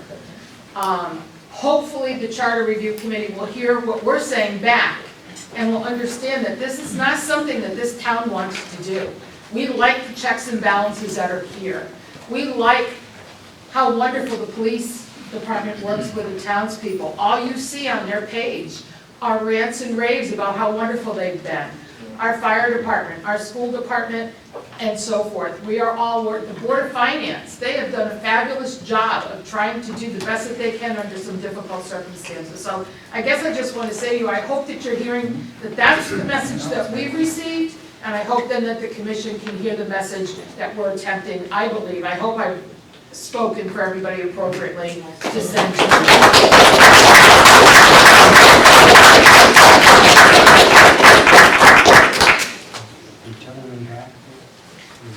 Yeah, Bruce Casey, Stiles Road. I just want to comment on, or connect some dots on that last one. Because the only amendments that are making the light of day here are the ones that were approved by the Board of Selectmen to get presented. There seems to be something wrong in the process about the way the commission change people are bringing forth the ideas. I mean, are they being stifled? I'm going to perspective. I don't even know, I haven't reviewed these at all. I'm the chairman of the Board of Selectmen. We gave them a scope when we started this commission, and this is what they've come to, and they're going to report to us, and I too hear what you're saying, and I've got to read this, and I'm not comfortable with the detail that's gone into personally. That's me personally.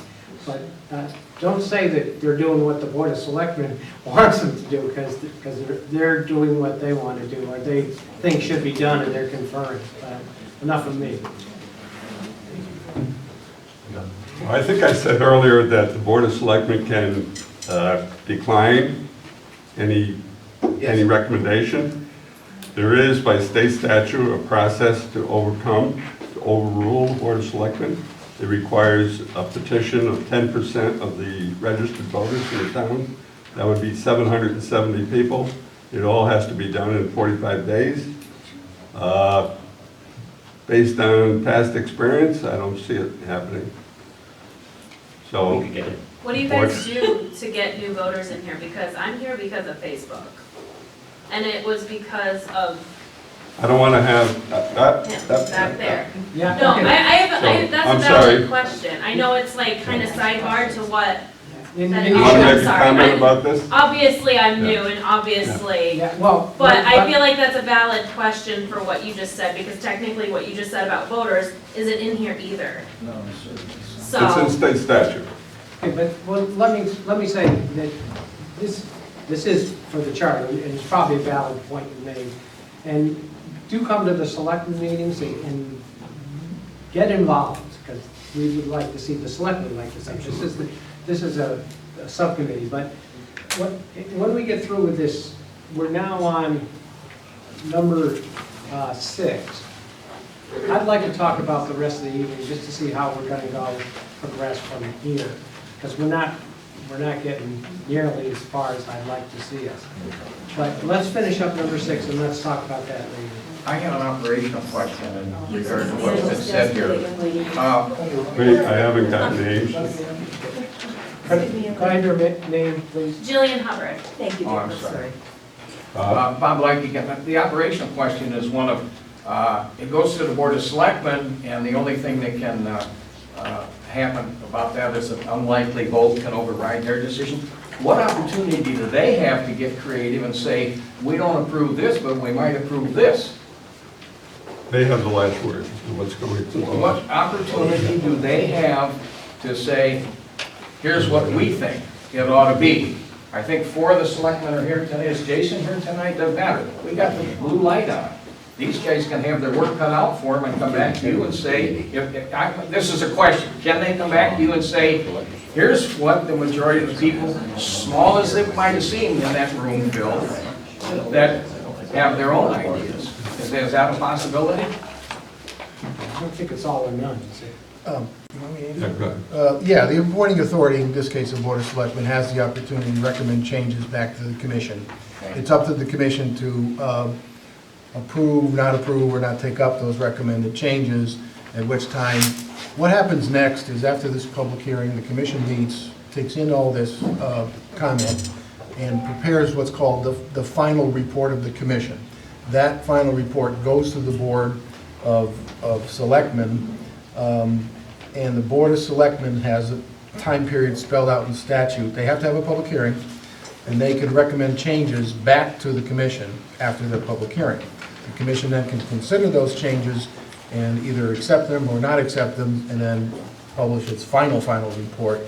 And that's the report that goes to the Board of Selectmen for consideration for referendum or not. What is that time frame?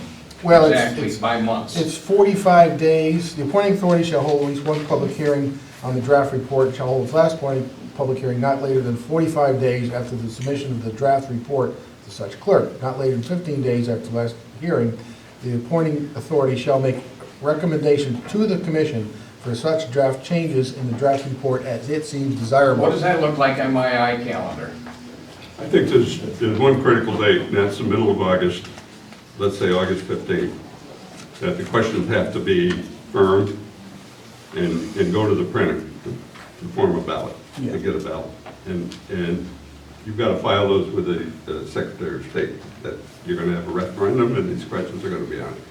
And I believe that date to be August 15th. So it's Might gonna be in plus or minus a the day. next 60 days, we're gonna be really busy. What the statute, just for everybody's edification, the statute I'm referring to, it's online, section 7-191, spells out the process. It's 45 days and 15 days, 60 days for recommendations back to the commission. Any more questions on this? One real quick one. Sure. Francis Neal, Melrose Road. In section 8-3, section B, approval of expenditures. This goes to my top of the house thing where payment of all approved claims against the Board of Education accounts shall be authorized by the superintendent of schools or his or her agent with authorization to be valid when countersigned by the treasurer. Our current superintendent of schools has PhDs, if we're going to get into education and things, and she has to have her budget authorized by, or her claims against her budget authorized by the treasurer. That's what I'm reading. Top of the house, checks and balances are, I don't see how, it's unnecessary. I'll only state that state law is very clear. Once the appropriation to the Board of Education is approved at the referendum, it's a one-line item, and that line item goes over to the Board of When Education. this is written, it doesn't read that way. The Board of Education, working with the superintendent, has authority to spend those funds as it sees fit. This draft language was not intended to change that, can't change it, because state law in that case would supersede the charter, because that is not a matter of local concern. The courts have said the boards of education are state agencies for those purposes, and the laws that govern boards of education trump charter language where they conflict. So you're gonna take that language out of that paragraph? Calling Kathy has her. Kathy? I'm sorry. What Fran brought up was one of the things that I wanted to bring up as well. There were a couple things in 8.3A and B that, again, intent and language, two different things. The way the language reads, it sounds as though there is control over Board of Education spending. And if there isn't, because there can't be by state statute, then the language shouldn't infer that there is. So there's no point writing language that you know is trumped by state statute. Just don't put it in there. So that's the first thing. The second thing is to do with the interdepartmental transfers, allowing the Board of Selectmen during the last 3 months of the fiscal year to transfer any unencumbered appropriation. I mean, encumbrances typically happen certainly on the Board of Ed side when a purchase order is made. Not all purchase orders happen, months before the purchase needs to happen. So my concern here is that departments, I realize this doesn't apply to the Board of Ed, so I'm not speaking in terms of that. But departments who can't, for whatever reason, I don't know, it's grass seed, you're not gonna make this appropriation until closer to the end of the year. It gets swept out of their budget by the Board of Selectmen because it's not encumbered. I just find that to be unworkable, the way it's written. And in section G, it talks about, this is appropriations for construction projects. It talks about things not lapsing until the purpose for which the appropriation was made shall have been accomplished or abandoned, provided any such project shall be deemed to have been abandoned if 3 fiscal years shall elapse without any expenditure from or encumbrances of the appropriations therefore. That seems reasonable until you think about things like the reval. We put money away over 5 years because the reval only happens every 5 years. So money gets put in that account over the course of 5 years and it won't be spent until the 5th year. So apparently that money would disappear and lapse before we could use it, if I'm reading that correctly. I would think we've done, would be No, it's encumbered. not a construction project, it would be encumbered. Those would be encumbered. Thank you, Kathy. Come on. Again, I'd like to point out what I No, stated no. earlier. No, behind you. Behind me. Is there a hand up behind you? No? Okay. Looks like your hand. This is short. Okay. Again, I'd like to point out what I stated earlier about Connecticut being a home rule state. And whatever they do right into this charter, whether it's a state statute or not, it doesn't matter. So that's why the language is very important, regardless of the arguments I hear on the other side of the table. In my opinion, attachment C should have been the most published document of all of them, rather than being the hardest one to find.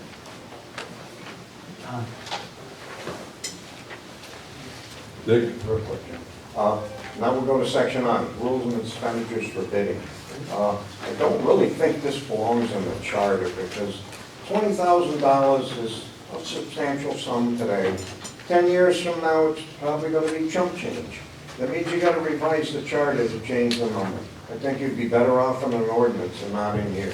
Your intent is good, and why wouldn't an RFQ, request for quotations, in cases, especially in an emergency, be the way to go? The bidding is too cumbersome. If you look at the legal notices, the town of Manchester is in there every day of the week for erasers for pencils. It gets, I think you're creating a monster by doing this. Thank you.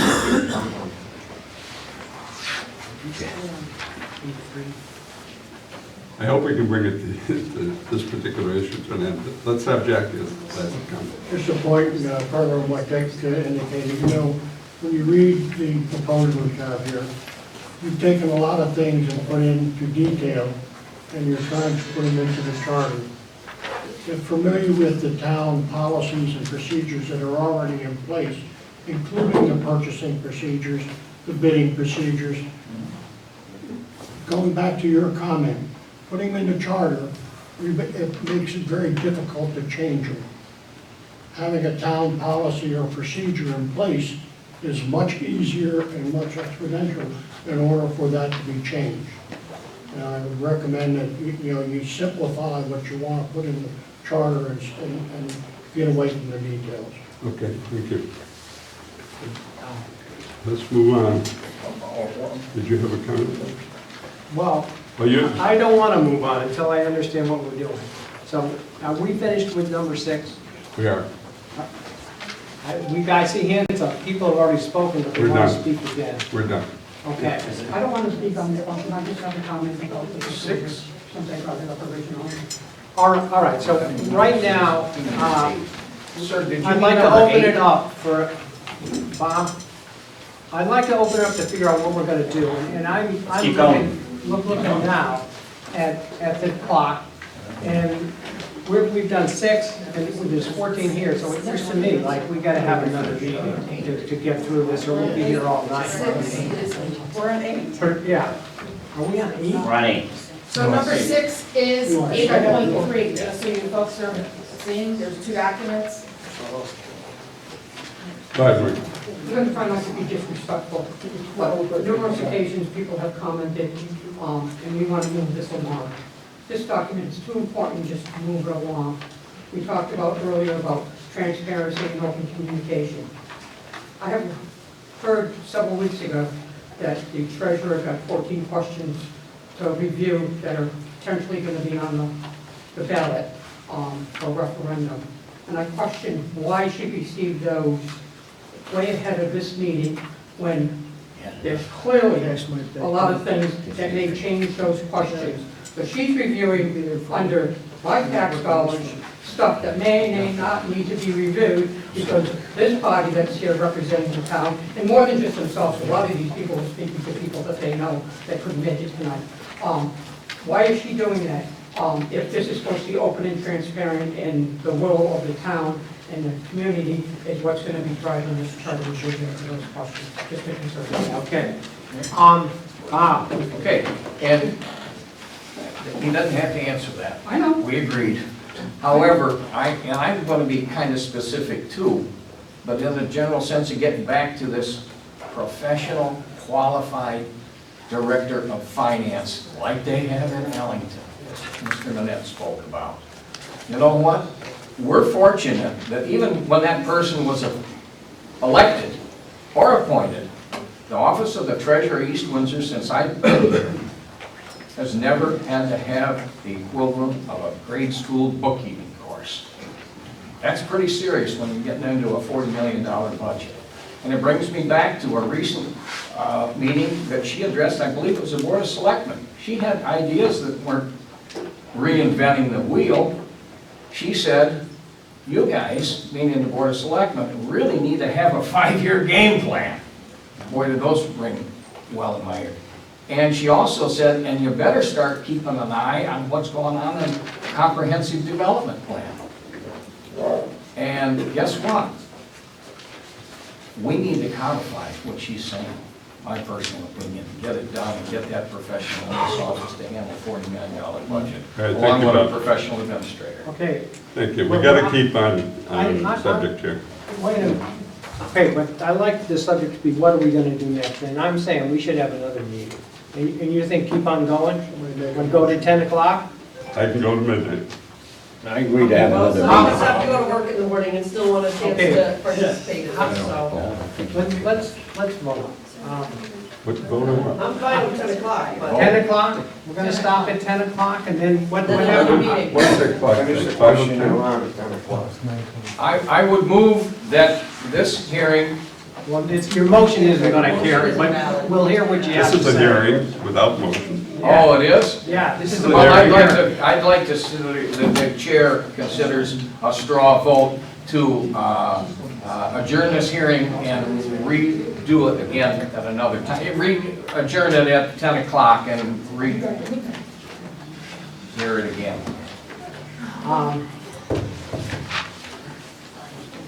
Yeah. Bob's on the right track, but I think you need to finish whatever question you're on at 10 o'clock. Finish that one question, and that's it. What time is it? And then Well, reschedule this. According to that, we might as well go by that clock. It's 9:25. That means we got 35 minutes. 10 minutes. I don't think we can do it all, but we could try. I understand we also have section 8 if we're going to continue until 10 o'clock. All right. I think we'll finish section 8. Are we way down there? Section 8 of the charter, I don't know what question it is on that piece of paper. Section 8 goes from,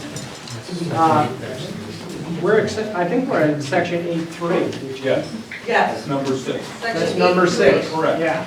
That's the We one I have, that's We have the one section that's the 8.4, thing. section 8.5. You have two section different 8.6. documents that not everybody has. So, I guess the majority are saying we're gonna stop at 10 o'clock, but whatever question we're on, We'll finish that question, and then we'll have to have another meeting. Is that okay? I'd like to get the comment from Keith. I think this is a public hearing of the commission. I think because it is a public hearing performed by the commission, the Charter Review Commission, and I think the Charter Review Commission should make the decision now, because it's part of our meeting. And so I'm going to move that the meeting continue until, just continue right now to get to as many questions as we can. And then if the public sentiment is to call it quits at some point, then I think we would call it quits. But this is a meeting of the Charter Review Commission, and we established a public hearing. So, and we have members here, I think we have a quorum here of the commission, and I think we should hold us. But I think we should continue until everybody's ready to quit.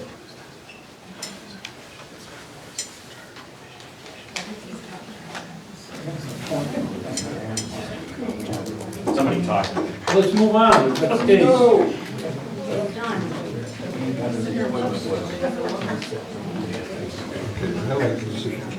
Can you stay? To know what's later. Otherwise, we're running for the same thing. Didn't get more attention. Oh, my God. Oh, that's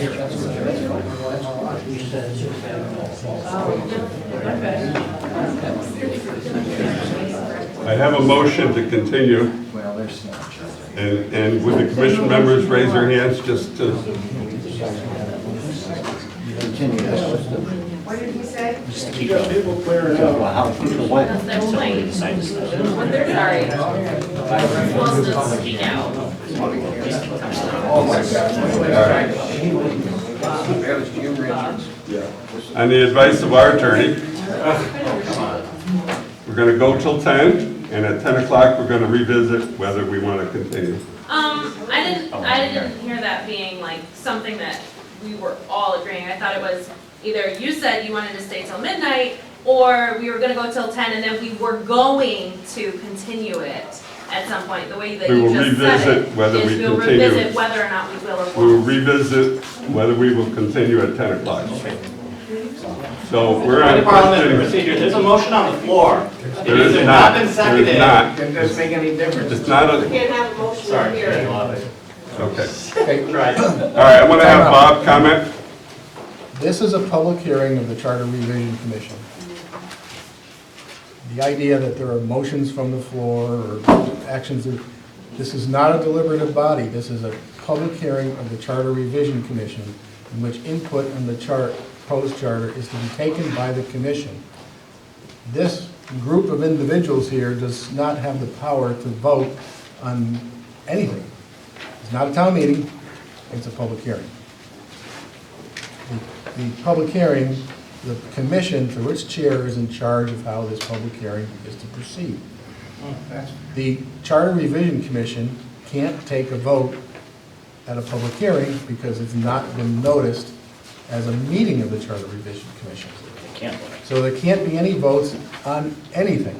I'm not trying to vote. What they can vote, what can happen is the chair, who's under parliamentary procedure, is in charge of this proceeding, can take the comments under advisement and make a decision as to whether to continue or adjourn to a date to be set by the chair. Another date to be set by the That chair. was the original question. A continuation of this public hearing is what it would be. So with that, I'll turn it back to you, Mr. Chairman, on how to proceed. Okay, and I would like to proceed. At 10 o'clock, we'll revisit this. And we are on number 7, budget format. I think we finished with general provisions. You know,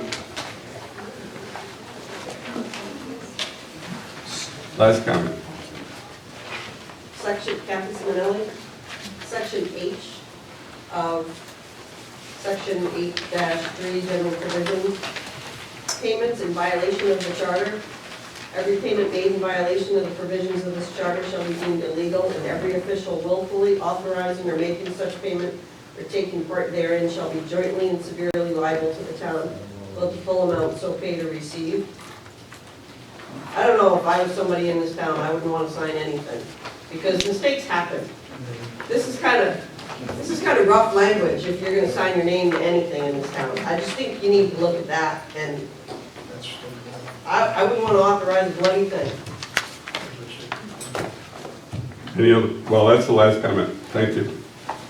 So we're going to go to number 7, section 8-4, budget format.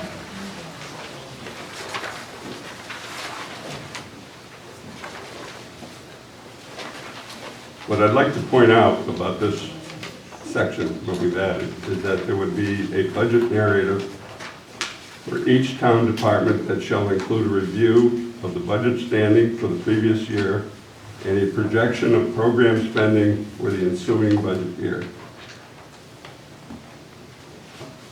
This is in the interest of improving communication to the people that are going to approve this budget. I look forward to your comments. Bill. Bill Towers, Jr.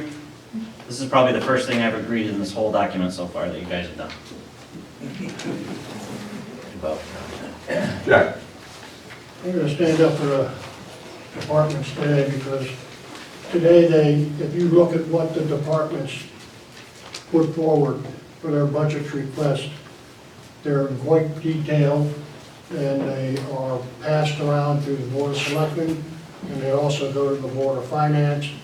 And then to put in the,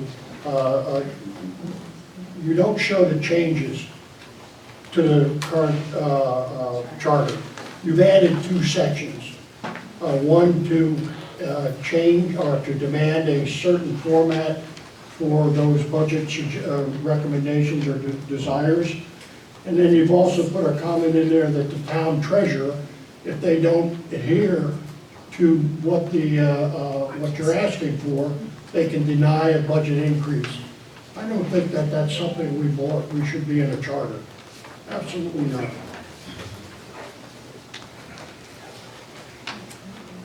Dick? On that comment on that, well, Dick, I'm sorry. There we go. I don't think the word shall should be in there. That means it has to happen. May, I mean, shall is pretty, we're going to throw it out. It might be something very important you need. It could be something, the roof is falling down in the schools, and they need the appropriation, you're going to, because the format isn't correct. No. I think the word shall shouldn't be in there. Thank you. Thank you. Anyone else? Marie? Marie, this is the town registrar. Under section 4, if the town treasurer finds that the department or agency has failed to comply with this section, such non-compliance shall result in denial of any requested budget increase. I think we could wind up being in some trouble with the unions if I, as a department head, failed to follow this directive here. And the contractual issues as far as increases, you certainly want to have the money for those increases put in the budget by somebody. So if you have somebody that's incompetent doing the job, then deal with that issue. But I don't think that line should be in here at all, because I don't think you should be denying any department head or any department to suffer because somebody hasn't done the job properly. Thank you. Paul? Paul Anderson, 89 Main Street, Broadway. This seems to be focusing on town departments primarily. I know it says agency. There are budget requests from private entities that go into the budget. And in the past, there was a format that was delivered to agencies and town departments saying, here's how you're gonna submit a budget. And that has disappeared. I don't see anything in here requiring it. We should have a standard format. Then you can get whatever you want. But if you don't have a standard format, you're leaving it up to departments, agencies, entities, whatever you want to call them, to figure out, what should I tell you? I think that's total nonsense. Because a year ago, I was told, send me an email. What do you want? What kind of garbage is that? It's not the way it should be done. It should be a format. and it's gone. It used to exist, it disappeared. So if you want consistency, you have to provide the format to get the consistency. You can't ask people to be consistent with somebody's whims. Not acceptable. I agree, that's just good business. And instead of calling it a request for purchase, we call it a request for Name and address, Bob Light, please. 80 Ride Street. And instead of calling it a request for purchase, we call it a request for budget. That's just on the first 4. Number 5, we can beat to death.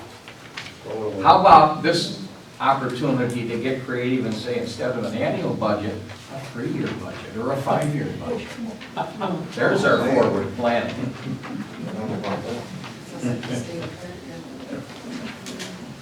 Any other comments about format? Okay.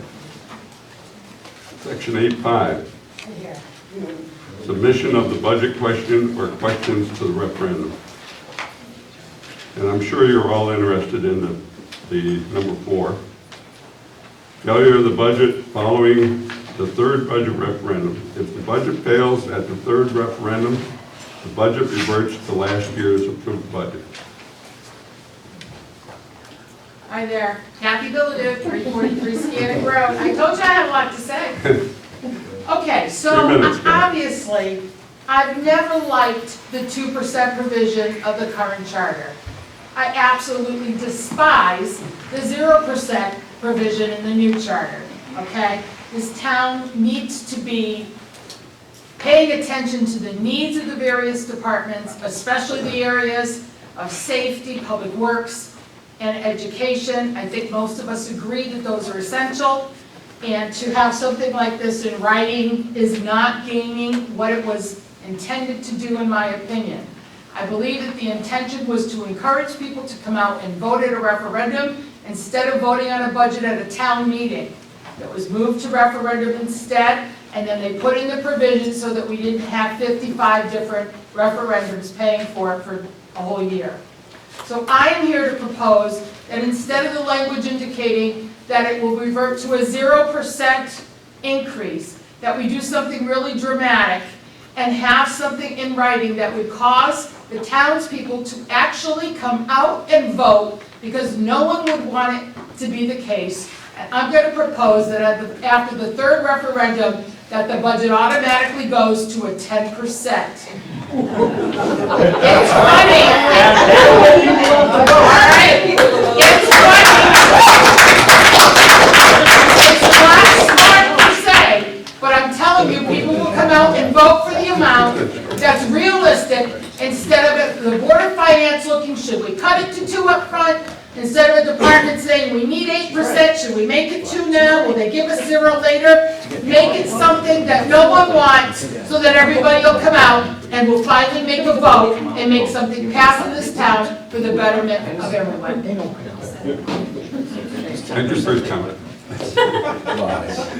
Bob. I had a wise business politician tell me years ago in East Windsor, this town's got to change in the budget making process, and it's going to take something drastic to make it happen. So, second that, in a facetious kind of a way, but listen to this. I'll guarantee you something will drastic happen if we leave it at 0, because we will go bankrupt and then we will start over again. We're gonna go backwards. Absolutely. If we go to 0%, we're gonna go backwards. If you're gonna comment, I'm you sorry, gotta raise your hand. Range Road. Okay. Paul. Paul Anderson, 89 Main Street, Broadway. Okay. Kathy's idea is pretty darn good. Yes. If you think you want to have a 0%, and I can understand the concept, that should be an interim number that we revert to 0% to be able to put out tax bills on time. And we keep on voting until we have a budget, and then we put out a supplemental. And this cost of referendums is a bunch of nonsense. They're cheap. It's baloney. You got a $40 million budget and you're worried about a $4,000 cost. It means Nothing. I don't care if we have 25 referendums, if that's what it takes. The point being is the people should be able to vote on the budget and approve a budget and nobody else. Not by default. The default is the problem. Get rid of the default, it's baloney. Other towns don't have it. It is the silliest thing I ever heard of. It's not the percentage, unless you make it high enough. But zero can't be the end result because you cannot function at 0%. It's impossible. There are costs that have to be met that can't be met at 0%, period. It cannot be done, so you don't do it. So it's, okay, we've got a budget to send out tax bills, we set a mill rate, send them out. Now you keep on voting until you get a budget, because it's the responsibility of the people to approve the budget. You would, so in your scheme, you would revise the mill rate and send out a new tax bill? Yes, absolutely, a And then all supplemental. the banks who hold escrow would all have to Well, redo their... Gee, that's too bad, isn't it? But you know what? My escrow gets bounced all over the place, so Okay. what? All right, I shouldn't have commented. Dick Pittman's 37 Long Road. Okay, haven't served on the Board of Selectmen for quite a few years and going to almost every Board of Finance meeting. Thank you for your service. At least 10, thank you. I find the 2% is unsustainable and it's sure showing this year in the long run. And this year is a prize example. The chickens are finally coming home to roost on this 2%. I think you really got to dump it. It doesn't work. As far as your zero, that's impractical, unworkable, and probably reckless. There's no possible way you're going to keep the town functioning at the same money you spent last year when the costs are going up. You know, 10% on insurance, employee benefits, health care. Come on, where's the money going to come from? We're going to just open a town one day a week? It just can't work. The zero. Thank you. Thank you. Oh, no. Did you comment, Don? Well, I'm sure that. No? Bill Towers Jr., 14 Maple Avenue. Some people have 6 senses, I have a 7 sense. And I can already see that when we have our next public hearing, that this is not even gonna be on there, and be like, hey, look, we listened to you, we took this 2%, 0% out. This is all a ploy for the rest of this crap that you have in here. You really, this commission is not a good picture of the town, and I can't believe that. All this work is gonna be wasted this fall when it comes down to a vote, because this, you are doing a disservice to our town. 0% is a joke. What would be helpful would be a more specific comment about what percent would be right. My percent is, How do you really feel? when you have your next public hearing, this whole thing, you could, 2%, 5%, doesn't matter. Okay. 0, have referendums. Keep going. You already want a ton of referendums, special referendums. I make that comment because it's not useful to the commission to say, what we've done is a joke, now what are we going to do? Reform the In the commission. back, against the wall. Sarah Akers, 144 Main Street. Even to Kathy, what Kathy said, number one. Number two, I think historically, it's been 10 years. We've only had one referendum that passed, and that was the Saturday referendum. I might be off a little bit, but we've been stuck in that 2%. We have gone backwards, and to me, what everybody else says, I support what everybody else says. I think I heard a sentiment, maybe at a charter review, maybe, that a 2%'s been successful. How the heck can it have been successful? Every department has taken hits, and the Board of Finance is saying, how do we help them? How do we help this community grow? The 2%'s not good, the 0%'s gonna kill us. We're gonna have to fold, and there's gonna be nothing left of quality life in this town, and we want this town to be better. That's what I think the sentiment here is tonight. Thank you. Bob? Bob Leaf, 39 Church Street. Well, I agree with Mr. Towers Jr.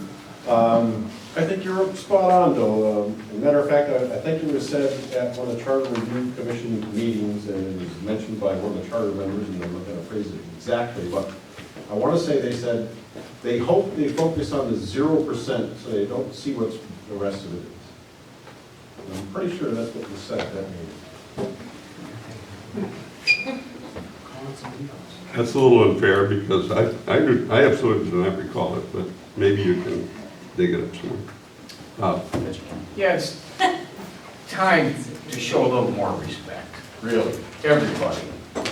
These people do a thankless job just like the Board of Finance does, just like 4 members on the Board of Selectmen do, just like all the members of the Board of Ed do, with the exception, I guess you get a paid secretary for part of your services there. The commission's paying her. Okay. It's time to open our minds and give this Charter Review Study Commission, along with the Board of Selectmen, time to review what's happened tonight and regroup their own efforts. And let's give a chance to do that. And we'll see. It's not the end of it yet.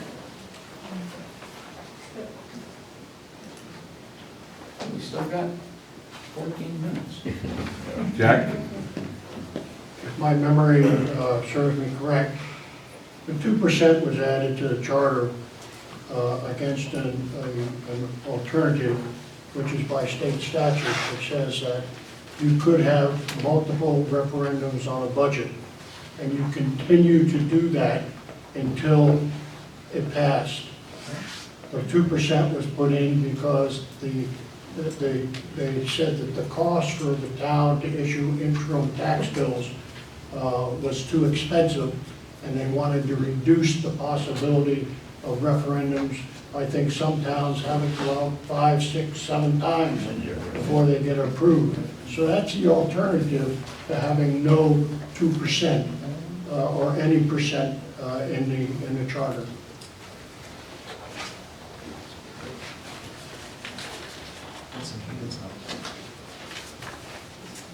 Fran Neal, 153 Broadbrook Road. No, Mill Road.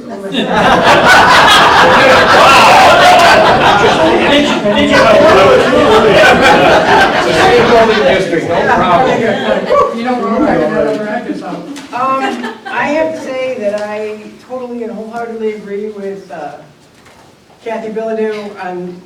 I'd go with almost 25 just as shock value. But I'm sure that's not going to fly, but instead of the 2% arbitrary number from who knows where, if you tie it at least to a cost of living or the cost of inflation, but 2% it's unlivable, absolutely unlivable. Your bills in your house go up every year by far more than 2%. So that's my 2 cents. It's Melrose Road, sorry. Kathy? I think health rose over because I'm going to agree with Jack as well tonight.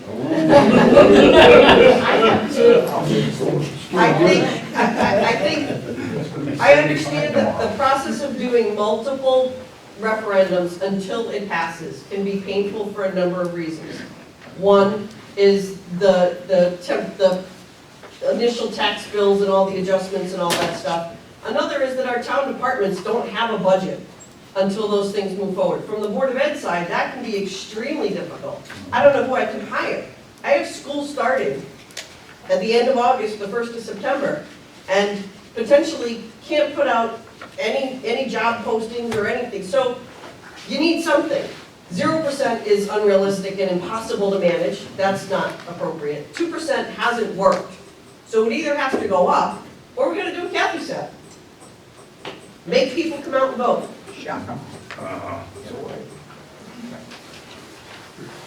Keith? You know, I want to thank Bob Light because every comment he makes, every comment he's made tonight, he's trying to add value because he's looking ahead and saying, how can we improve the situation? The problem we have is that our grand list is flat. We are starving in this town for money. And what happens is everybody is just fighting for what's left. And we are like, it's like cannibalizing one another. And the comments tonight about sort of the mutual, everybody is protecting their interests for their own, fine, protecting what's important to them. But that's not how to run a town. We need to improve our grand list. We need more revenue to come into town. And we need to stop this attack on one another for our own mutual self-interest. That's what I feel. I mean, I hear Bob, and Paul did the same, and I heard a comment over here. You know, there are some people in this room are making positive comments about how to move forward.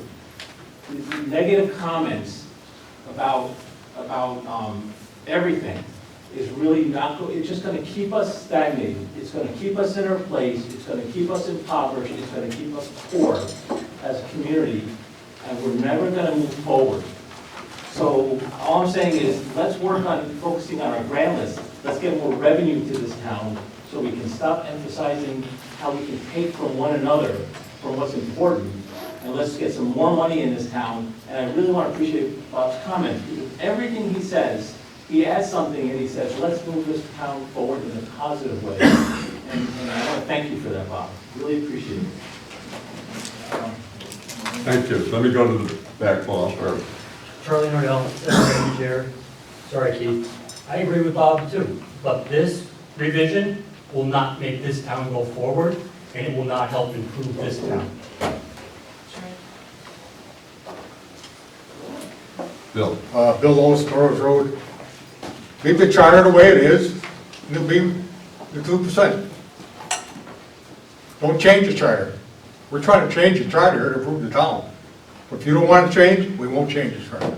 We won't put that in there. Marie? I think you should take any percentage out of there.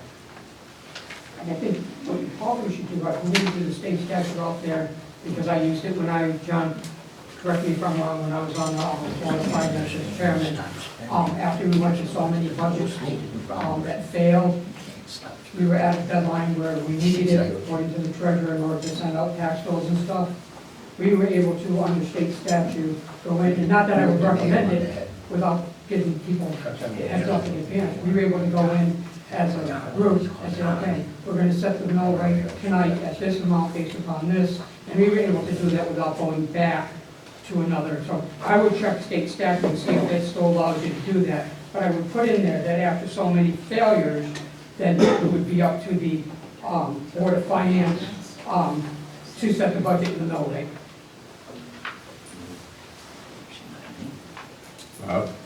No accolades necessary to me. I'm going to put my money where my mouth is. Name and address, please. Oh, I'm sorry, Bob Black, 80 Rye Street. I'm going to say again, ad nauseum for years, there's only two ways to balance the budget in this town under the present process. Cut costs, fire people, do whatever you got to do to get lawsuits, or increase revenues, and I'm going to continue to volunteer my time as much as I can to increase our revenues by seeing that we have a beautiful economic development plan properly funded. Robert? You done? I don't know. Medium rare, I think. I got 5 more minutes. Bob Slate Rice Road, no, Deerfield Drive, 30 Deerfield Drive. All these towns that you bring up that you surveyed of what's going on and everything else, has any of them put out a budget for 0%? It's a question. We're recording. Yep. You refer to him? No, they're recording. I think the answer is no. It wasn't a question you wanted to answer. That's why I asked this question. Summer just put the budget in 0% increase. Summers. Who's, Summers did? Yep. Not as a default, though. That's just what they proposed. Proposed 0%.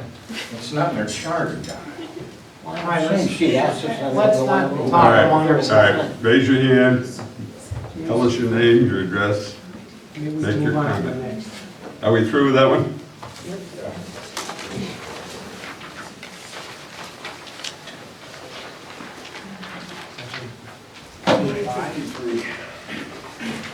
So we're on 8.6, Board of Finance and other financial matters. This is back to a narrative improving communication.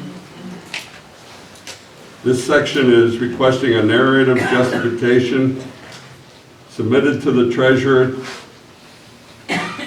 submitted by the treasurer to the Board of Finance, supporting the need for the supplemental appropriation from the requesting town department or agency. The narrative shall include a review of the rationale and need for the special appropriation, documentation of the cost estimates associated with the proposed appropriation, and a discussion of alternative budget standing for the current budget year. I don't know that that's exactly the way to say it, but the point is, if you're going to propose a new project, there ought to be a work statement as to exactly what that project is, and then there ought to be a cost estimate against that, and that the treasurer does not judge whether the cost estimate is right or not.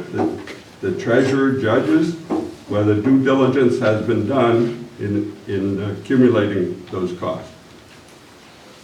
And without the treasurer approving that, then the supplementary appropriation would not go forward.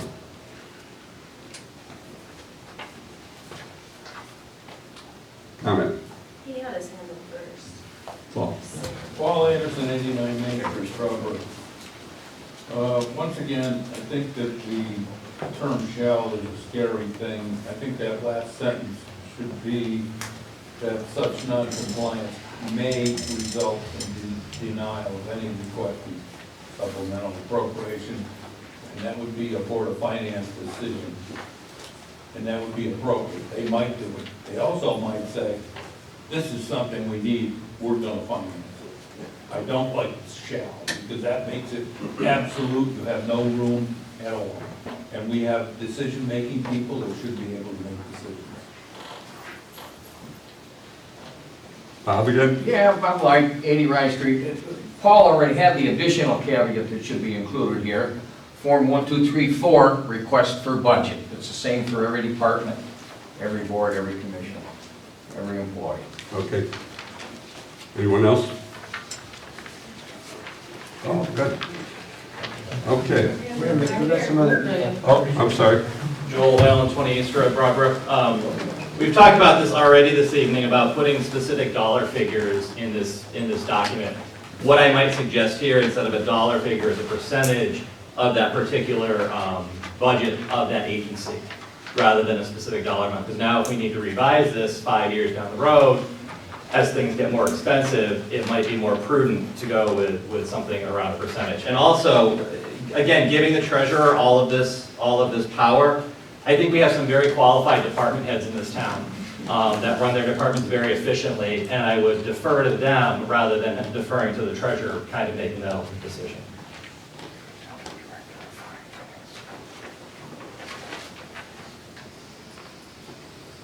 Kathy? It's not that painful, John. Name and address, please. Kathy Simonelli, Depot Street. This whole narrative justification and the supplemental appropriation, I just think, again, it's just too detailed for a charter. You should have a policy, and the charter should refer to the policy. And yeah, I think it's a good idea that people justify what it is that they're asking for. That's fine, that should happen, and that information should be available to the public if they're gonna vote on it. But this level of detail is just a little much for the charter, I think. Okay, thank you. Jack?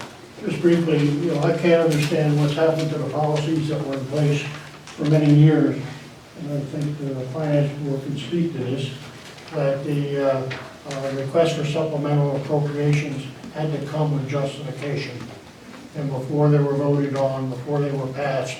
And so I don't understand, again, why we're putting a detail.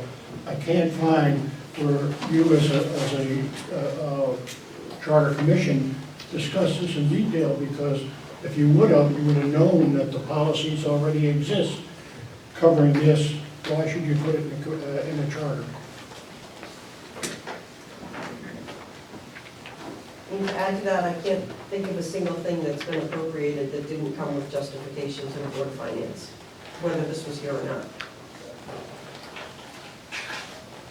Who was that? Was that Kathy Simonelli? from Depot Street. The only time I haven't said my name, John. I had a hand over here first. Robert? Bob Leach, 39 Church Street. I would have to echo the comments of Mr. Whalen, Ms. Simonelli, and Mr. Manette. This is more of a policy issue. I don't believe it's something that should be in charter. I agree with Mr. Whalen, particularly on the dollar amount. As things change in our time here, within the next 5, 10 years or whatever, having to revisit this just to change that dollar amount will be detrimental, I think.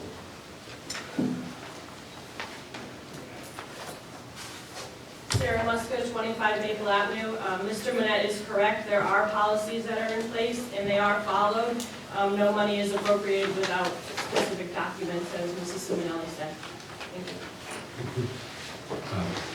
Thank you. I like the reference to Connecticut general statutes. General accounting procedures could be something else, very basic. And as an added in here, I think you guys are to be commended for not even considering putting the Board of Education separate from the general budget. That would have been a nightmare, in my personal opinion. Well, you haven't read the rest of it. I don't have time. Yeah, I'm running out of time too. Time's up. 9 o'clock. We're gonna make a decision at 10 o'clock. I'm gonna make a decision that we're gonna go for another half hour. Nope. Nope. And we will, you're free to leave, but the hearing will continue. And we hope that we can get your input. I think it's very important. We need to keep a timeline between now and August. It's very important that this work be done tonight. So the next,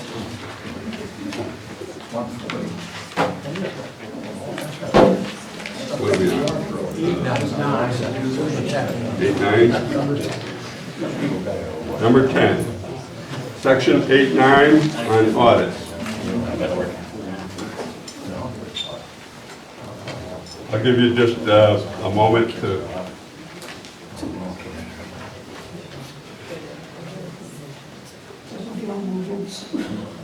Section 8-9 is requirements for operational and financial audit. And we have added here, in addition to the foregoing, the Board of Selectmen shall engage a qualified firm licensed to do business in the state of Connecticut to perform operational and special audits of town departments from time to time, such that each department is audited at least once every 4 years. That's part of checks and balances. Your comments, please. I guess you didn't see any, Bob Light, Rice Street, I guess you didn't see any reason to determine it a certified or forensic audit or something like that, just generally an audit. An operational audit could lead to a forensic audit if something were found. If we can move on to number 11. Oh, I'm sorry. Go ahead. Thank you, sir. Richard P. Biffen Jr., 37 Road. Two things. One should be added to the initial language about the middle, every office, board, commission, or agency of the town or agency receiving funds from the town should be subject to audit. All of them.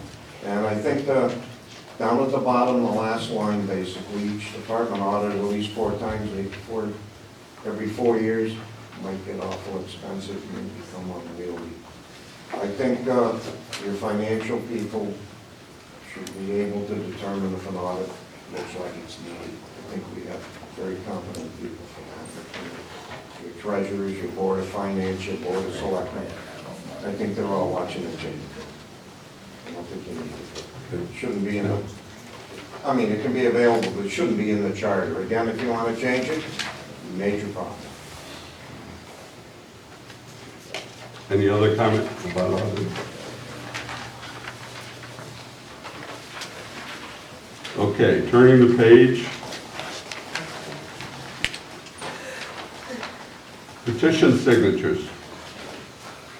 We currently require a town meeting can be adjourned to a referendum if someone shows up 24 hours in advance of that meeting with 200 signatures on a petition. And what we're proposing is that that number be reduced to 100 to make it easier for the voter to be able to do this. It's a very short period of time. And I don't think it's been done 10 years, maybe once, because 200 signatures in 14 days' time is just undoable. Kathy? Kathy Simonelli, 71 Depot Street. I don't think 200 signatures is undoable, and I think with the town growing, it doesn't make sense to make this number smaller. I think there's more people in town, there should be more voters in town. I don't see that we need to make this a smaller number. We should be getting a reasonable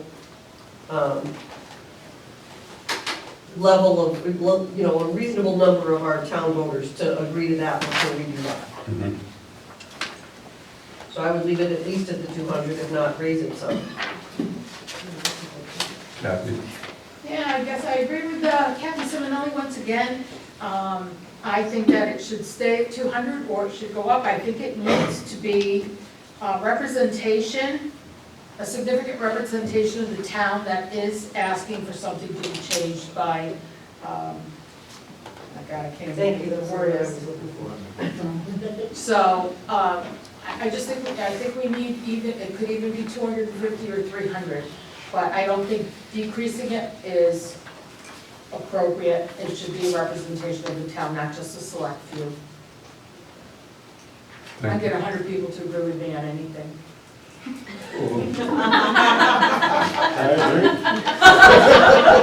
You saw how easily that went over. I have a hand over here, Dick. Oh, thank you. Dick Benton, 37 Old Road. Have you considered maybe a percentage of the voters in town as a number? I mean, it would have to be a reasonably small percentage, but I definitely think 100 is no good. That I put a comment here in my own scribbles. Hello, special interest groups, here you go. 100 signatures is easy to get. You can get them in no time at all. What you're asking, you can call for a town meeting with 20 signatures. Right, that's no good. No, And 200. And if 20 people show up, it's not representative of the town. So this is moving it to referendum, that's all. You're not deciding an issue. 200 signatures to do that. Not, or a percentage of the voters in town. Not necessarily, you know, not 20 people, come on. You know, but again, that doesn't go for good government. And the other thing, read the bottom line, that makes no sense the way it's written. It says 6 o'clock. There's an extra word in there. PM, that's a typo. Make sure you please look at that, please. Thank you. Bill? Bill Towers, 14 Maple Avenue. In the JM Junior, in the JI today, they had, I think it was Tolland, and they had 5%, 500 votes for a petition to go forward to like overrule. 100 is too low, I believe. Okay. Leaf, 39 Church Street. This is where I find the Charter Revision Commission is contradicting itself. You're wanting to go to a 0% increase and only 3 budget referendums, because referendums are too expensive. But we're gonna change it to just 100 signatures to have a referendum, that's too expensive. I just find it contradictory. Bob Blankety, Rice Street. Hypothetical situation, why I think it should be higher.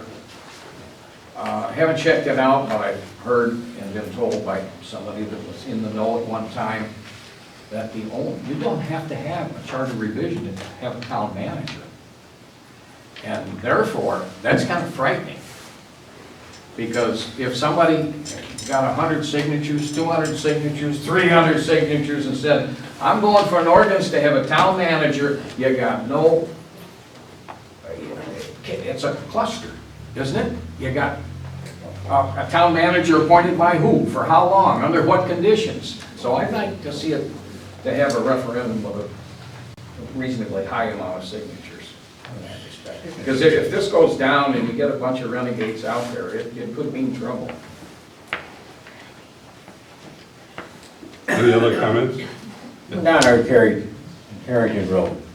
Bob, that's right, just to have a referendum, then the people will vote on it. So 100 signatures, I've been behind to getting 200 signatures for years for the, going way back. And it took a lot of guys there, people go out and do it. And you're just getting enough people, signatures for the people to vote on it, you think. So I think 100 is sufficient. Behind you. Fran Neal, 153 Melrose Road, and I agree with Bob and everyone else. The more signatures, I think, more of the signatures than 200, I think 100 is far too small. Special interest. Tom Talmy, 23 Rice Road. I think 100 signatures is way too low. You get a special interest group that fills the room, they'll vote for it, and they'll go through every time. It's easy for somebody to This get is to go to referendum. You get 100 people to go for referendum, that's the whole town. the whole Okay. town. What you don't see here is that the selectmen are gonna have the ability to hold off holding that referendum for 90 days. So there's 4 90-day periods in a year. So there would be pretty few and far between, even if you came up with 100 signatures. It wouldn't be happening every week or every month. It would be pretty significant event. Grant? Fran Neal, 153 Melrose Road. My issue would be if the selectmen were part of that special interest. And they have the ability to hold off, but if they don't, the more signatures, if somebody wants to get something done, they should have to work towards it. If you want, in the town this size with my tax dollar, if you want to get something done, go out and get the signatures, pound the streets, get the paperwork done, work for it. Don't make it too easy. I'll begin. I'm like 80 Rice Street, and in addition to that, if it was a board of selectmen, it would be highly coincidental if they were up for re-election. Then it's a real special interest. Paul? Paul Anderson, 89 Main Street, Broadbrook. I attend just about every town meeting. And it was my understanding, at a town meeting, if you want something moved to referendum, you can vote that night. There's no petition involved. Is that? The selectmen can move any town meeting item to referendum. And so there's no petition involved. The audience cannot make that motion. Oh, you mean at the town meeting itself? Yes, at the town meeting But- itself. You've taken a chance. That wasn't my point. My point is that 13 people show up and they want to move it to referendum and it can be done. There are no signatures, there's no petition. This is saying we can bypass the town meeting, never get discussed. We just put out a petition and we go to referendum with a question. I don't even like the idea. I wouldn't want to do it with any number of signatures. I think a town meeting, which is our form of government, should be required. And if you want to adjourn to a referendum, that is a step you take at a town meeting. You don't do that outside of the town meeting. It's not appropriate. So you call a town meeting for a subject and people come and they get to say what they think and a decision can be made. And I don't think any petition should force a referendum on any unless it's following a town meeting. It doesn't say that here. So that's my concern. Town meeting's gotta be number one. Thank you. Marie? Read Susan to make sure. Under section C, the last line, I need to got an extra noon in there, or I don't understand what the hour. Yeah, we fixed that. Yeah. 6 o'clock to 8 o'clock. 6 o'clock, 6 6 a.m. to 8 o'clock, okay.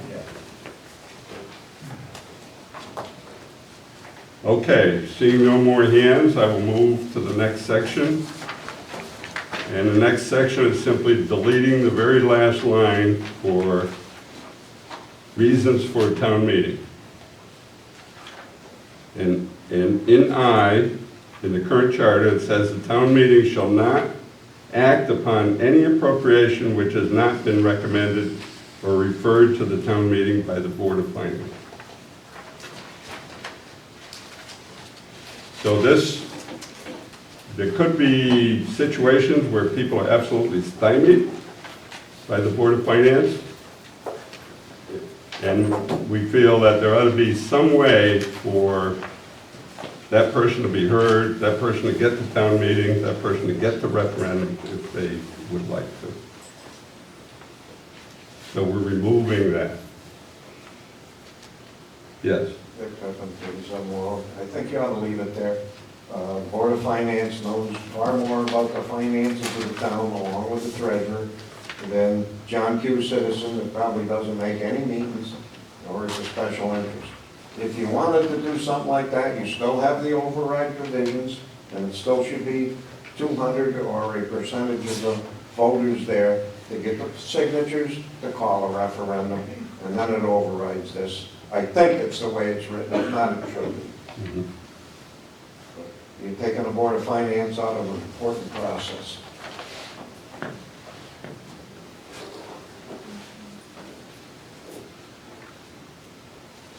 Any other comment? Bob? My view is just another way to strip the authority of the board. Name and address, please. I'm sorry? Name and address. Bob Leach, 39 Church Street. As I said, I think it's just another way to strip the authority of the Board of Finance. If I had to guess, this was probably put in due to the snack shack that's going to be built at the Abbey Road soccer field. That's probably why that language is in there. Would I be wrong? Don't answer that, Mr. Chairman.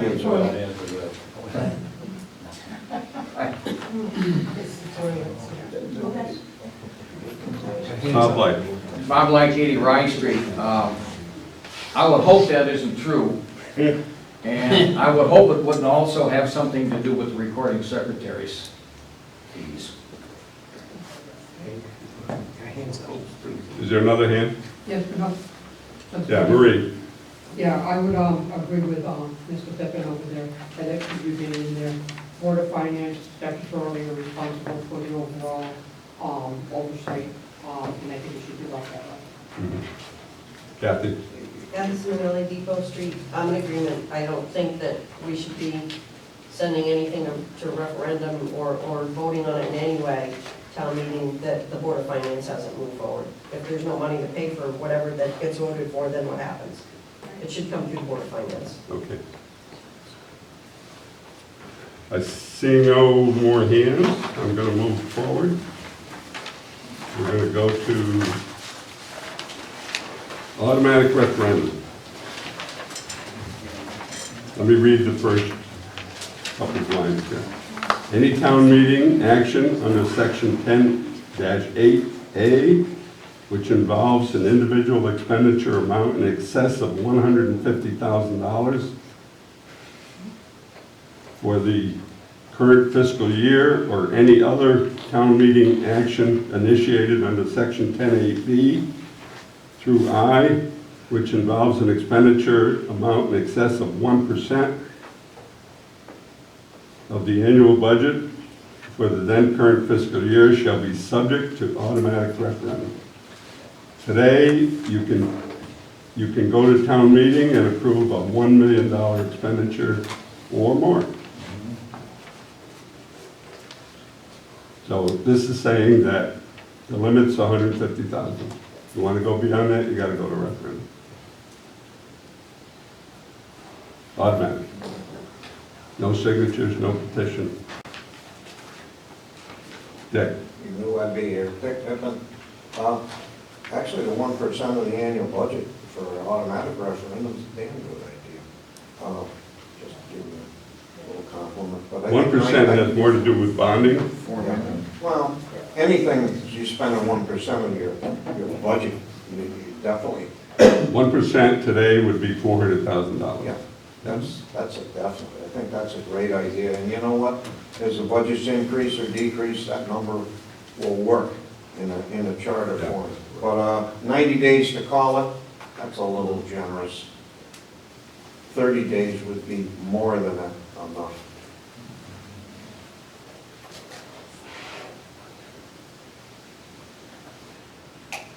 You know, I mean, you could drag it out, you could drag it right out to the next fiscal year with it. Well, there's a lot of concerns about the number of referendums, and we have the ability to limit that to 4 times a year.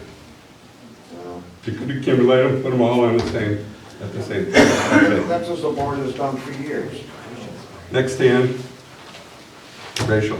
Rachel Safford, 136 Phelps Road. So after I left the last meeting, I noticed that you guys had lowered the amount to 125,000, so it's a little different than the language. You may be here. right. You may be right. So I just wanted to let the group know about that, that it's a little lower than what we're discussing by 25,000. I mean, we all know, I've said this prior in past discussions that we've had, that I'm not in favor of this amount, as well as a couple of other things that we've had in meetings, but I just wanted to make that known. Okay, thank you, Rachel. Rachel, you want to hire? Kathy, I do think it's important not to, to get a wider. name and Kathy, address. 71 Depot Street. Sorry, it's getting late, John. I'm trying to speed things up. I think it's important not to allow something that's too huge to go, to be voted upon perhaps at a town meeting. So, $1 million is kind of a lot of money. I kind of like the idea of tying it to to some kind of budget percentage, because then as time goes on, that number will ramp up as well. I do think 150, certainly 125 is far too low. I think in today's world that's eaten up really fast by a lot of things. I think that number is way too small. It needs to be closer to $400,000 to $500,000 for an automatic referendum. Okay, thank you. Or a percentage of the budget. Thank you. That's what 1% would be. Anyone else? Keith?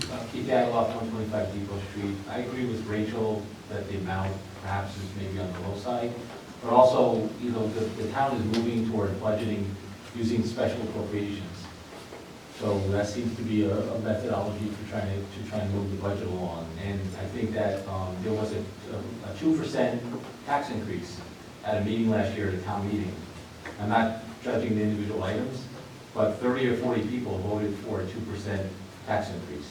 And I think that at some point you have to have the voters in town at a referendum should be voting for those types of tax increases. They should all have the right to vote. And I also agree with Rachel, maybe the numbers is on the low side. Thank you.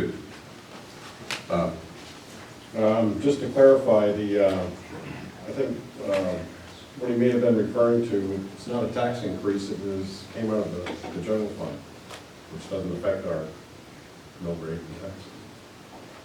Well, you can only do that so long, and then you got to turn to the Right, next. and I would agree with you there. But what this effectively would do would be, in what we had just recently done with the schools for their computers. The appropriation here would have gone to a referendum. And this was a planned thing that we did done. I agree, the amount is too low, $400,000, $500,000 probably. Should be the threshold. Kathy? Ability 343 Scantic, I agree, the amount is too low at 150,000 for exactly what you just said.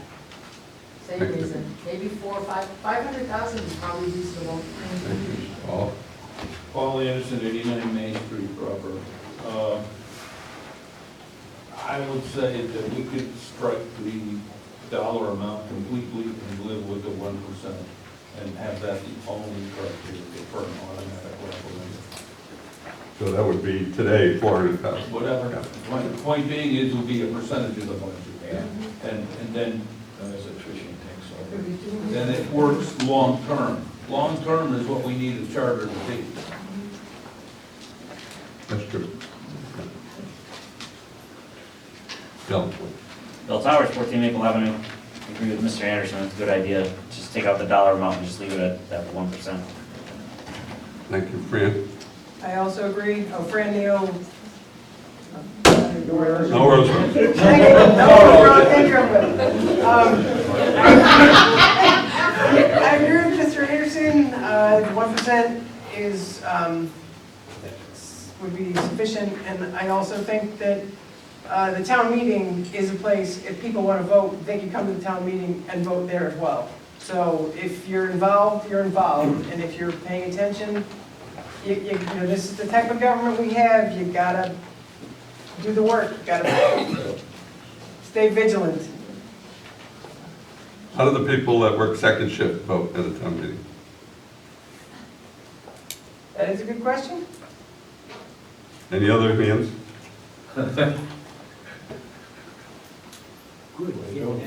Okay, we are down to the last one. Power to overrule.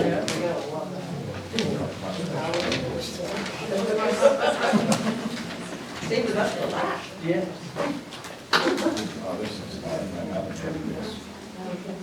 Let me read the first paragraph before you put your hands up. All actions of the Board of Selectmen, the Board of Finance, and any town meeting involving personnel, an action affecting public health and safety, the establishment of an ordinance, or an appropriation not subject to automatic referendum shall be subject to overrule by a special town referendum in the following manner. And in summary, you will need 150 signatures and you will need to acquire those in 21 days.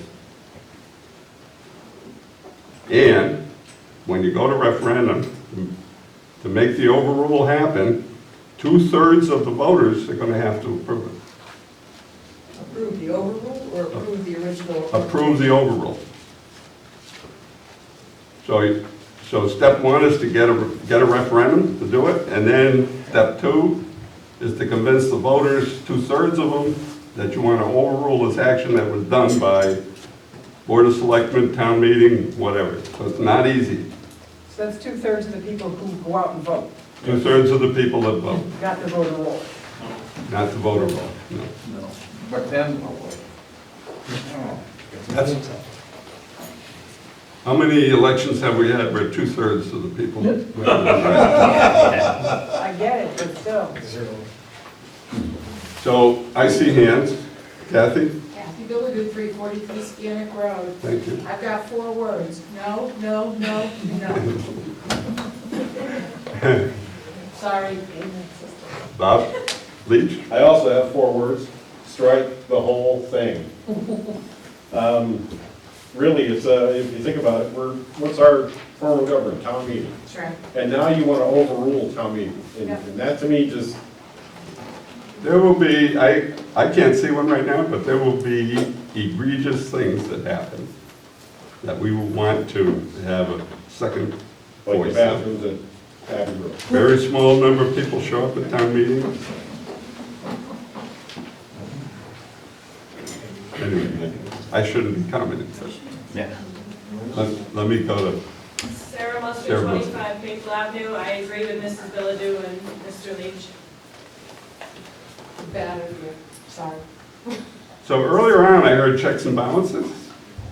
So you want to get things back online, back, this is an opportunity. Bob? I'm not gonna come up with 4-word phrases, but Yes, it's obvious, yes. it's just common sense, and I think I said it earlier, Bob liked 80 Rye Street.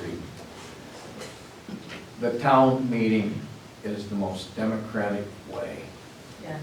of governing this size town. And I will say and do and argue and debate and campaign everything I've got to preserve it. Thank you. Kathy? Kathy Simonelli, 71 Depot Street. I don't think we need this. I think it'll hurt us, and I think there's really no good reason to put it in. Fran? Fran Neal, 153 Melrose Road.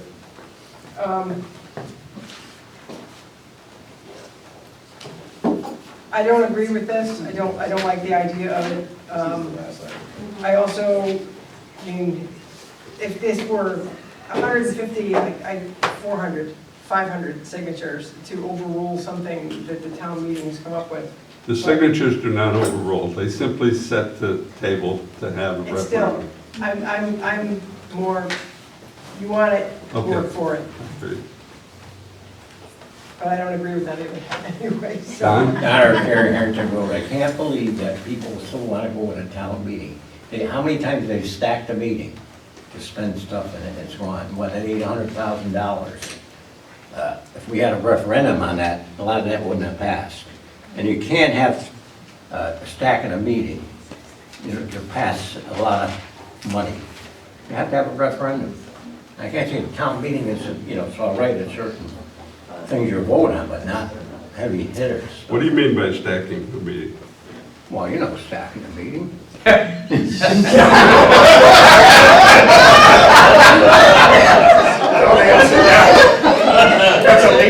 I just want clarification. Well, what do they need to pass something in the town meeting? How many people to vote? Are you saying only 20 people show up and they're all neighbors of each other? And Yeah, that's a job. all in the same club? That's, Very possible nowadays. I think that's Bob. Bob Light, 80 Rye Street. I hear what you're saying, but in the other way, I'm happy with both political parties in this town who have done away with the caucus.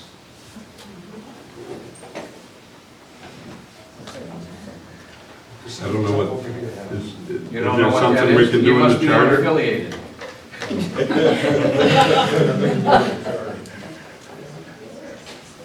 Well, Okay. I'm not totally against this idea, but I'd rather see all that referendum money go into the budget referendum.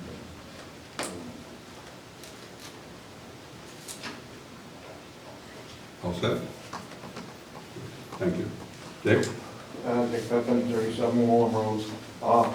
If you were to keep this idea up, I think you need to be consistent within this. The language on 10.2, you want to put it at 100 electors, it should be 200 to be consistent. And down below on section D, you say you have to have it within 45 days. You're at 90 on the other section, why not be consistent? Either make it 90 or make it 45, or make it 30 or make it 20. Well, let's be consistent through this charter.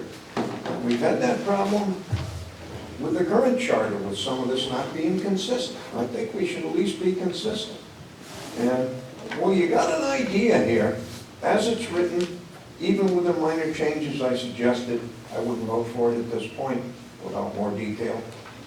I think you might be onto something, but I don't think it's quite ready to Not ready for prime time. It's interesting. There are other towns that do have overruled. I don't think that's the one. They do. Bolton. Kathy?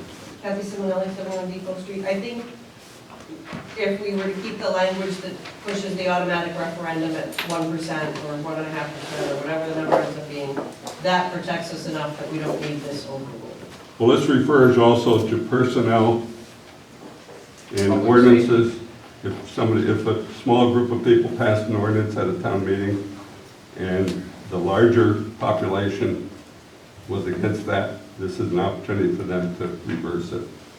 Can I ask a question? What do you mean by personnel? What would come under that? Well, if someone was unduly fired, you know, and the town, you had a town administrator you loved, and you elect a new board of selectmen, and they immediately fire the guy. But you gave that power to the board of selectmen and the first selectman in the charter, so you can't take it away. Up to a limit. Up to a limit. Now, 150 people can say, you know, we'd like another That shot. decision will be made by the board of selectmen. It's Did not you town get meeting. recognized? Come on, It's not a. let's, I don't know, I feel like you're just starting to put too much ambiguity into the way things work, and it becomes just too hard to manage. I hear you. Bob? Bob White, 80 Rice Street. Ambiguous was the word I was looking for. You get into public safety, you get into personnel, you get into slot machines and revenues, and it's just opening up Katie's door, or whatever that phrase was, my grandmother's. Katie's. I'm sorry. No He law. knows where he lives. Melrose Road, Royals Point Fire District, voted on a $680,000 budget tonight, less than 40 people. Yeah, Passed, they got a problem. no problem. How many of them were- 40 people, passed a $650,000 budget somehow. And what's broadband?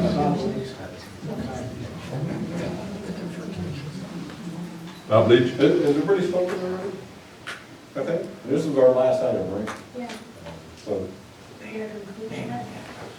oh, I'm sorry, Bob Leach, 39 Church Street. Thanks, Bob. Sorry, I think the intentions of the Charter Commission are pretty clear.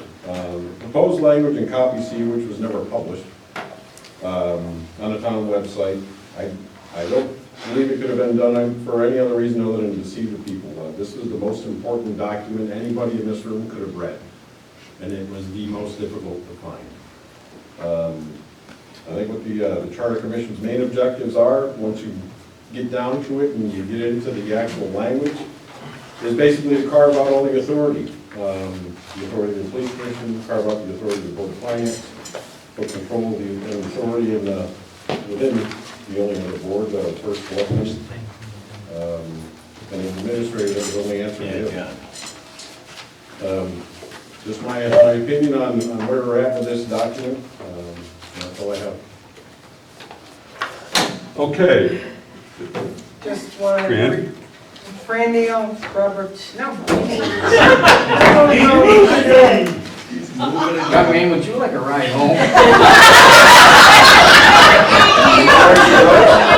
He knows, yeah. He knows the way, he'll get me there. But I just wanted to, reading through these, I read the document that Mr.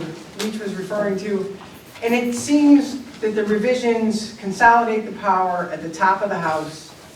And although you have put in this for a check and balance, it's too much at the top. There's not enough. We have a lot of bright, willing people in this town who have signed up to do the things that we have to do. And I think to enact a lot of what is in here is to strip away and leave it to 5 people to control my tax dollars, your tax dollars, everybody's tax dollars.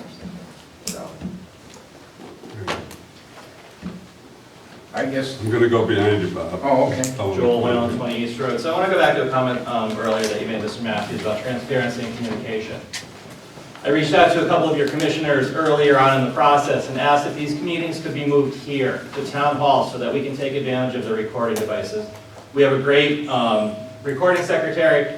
The minutes only show so much color, so I'm going to respectfully request that for the remaining meetings of the Charter Revision Commission, that they happen in this room and that they happen to be documented on the video recording so that we can all take advantage of it if we're not able to make it here so that we can hear the true color of these meetings. And I would respectfully ask that you honor that request for all of us in the town. Thank you.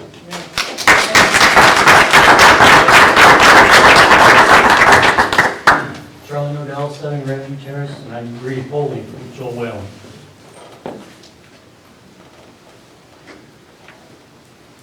My bottom line ending argument then is just professional job descriptions of both a town administrator and a director of finance with checks and balances between the Board of Finance, the Board of Selectmen, the town administrator, director of finance, and absolutely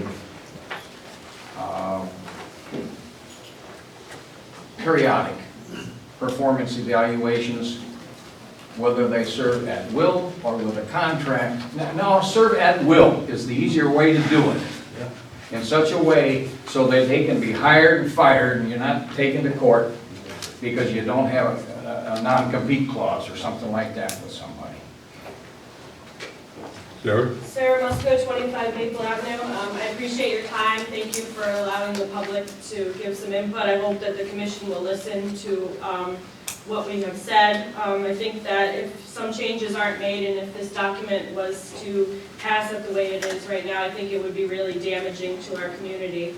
So I hope that the commission will, wholeheartedly listen to the input of the public. Thank you. Thank you. Well, I want to thank everyone for coming. I thought it was very civil. I think we learned a lot. We've had a lot of input from you. I think it is going to influence the commission. And thank you for coming. Thank you. Thank you. Pastor Benson. Hey, look at her.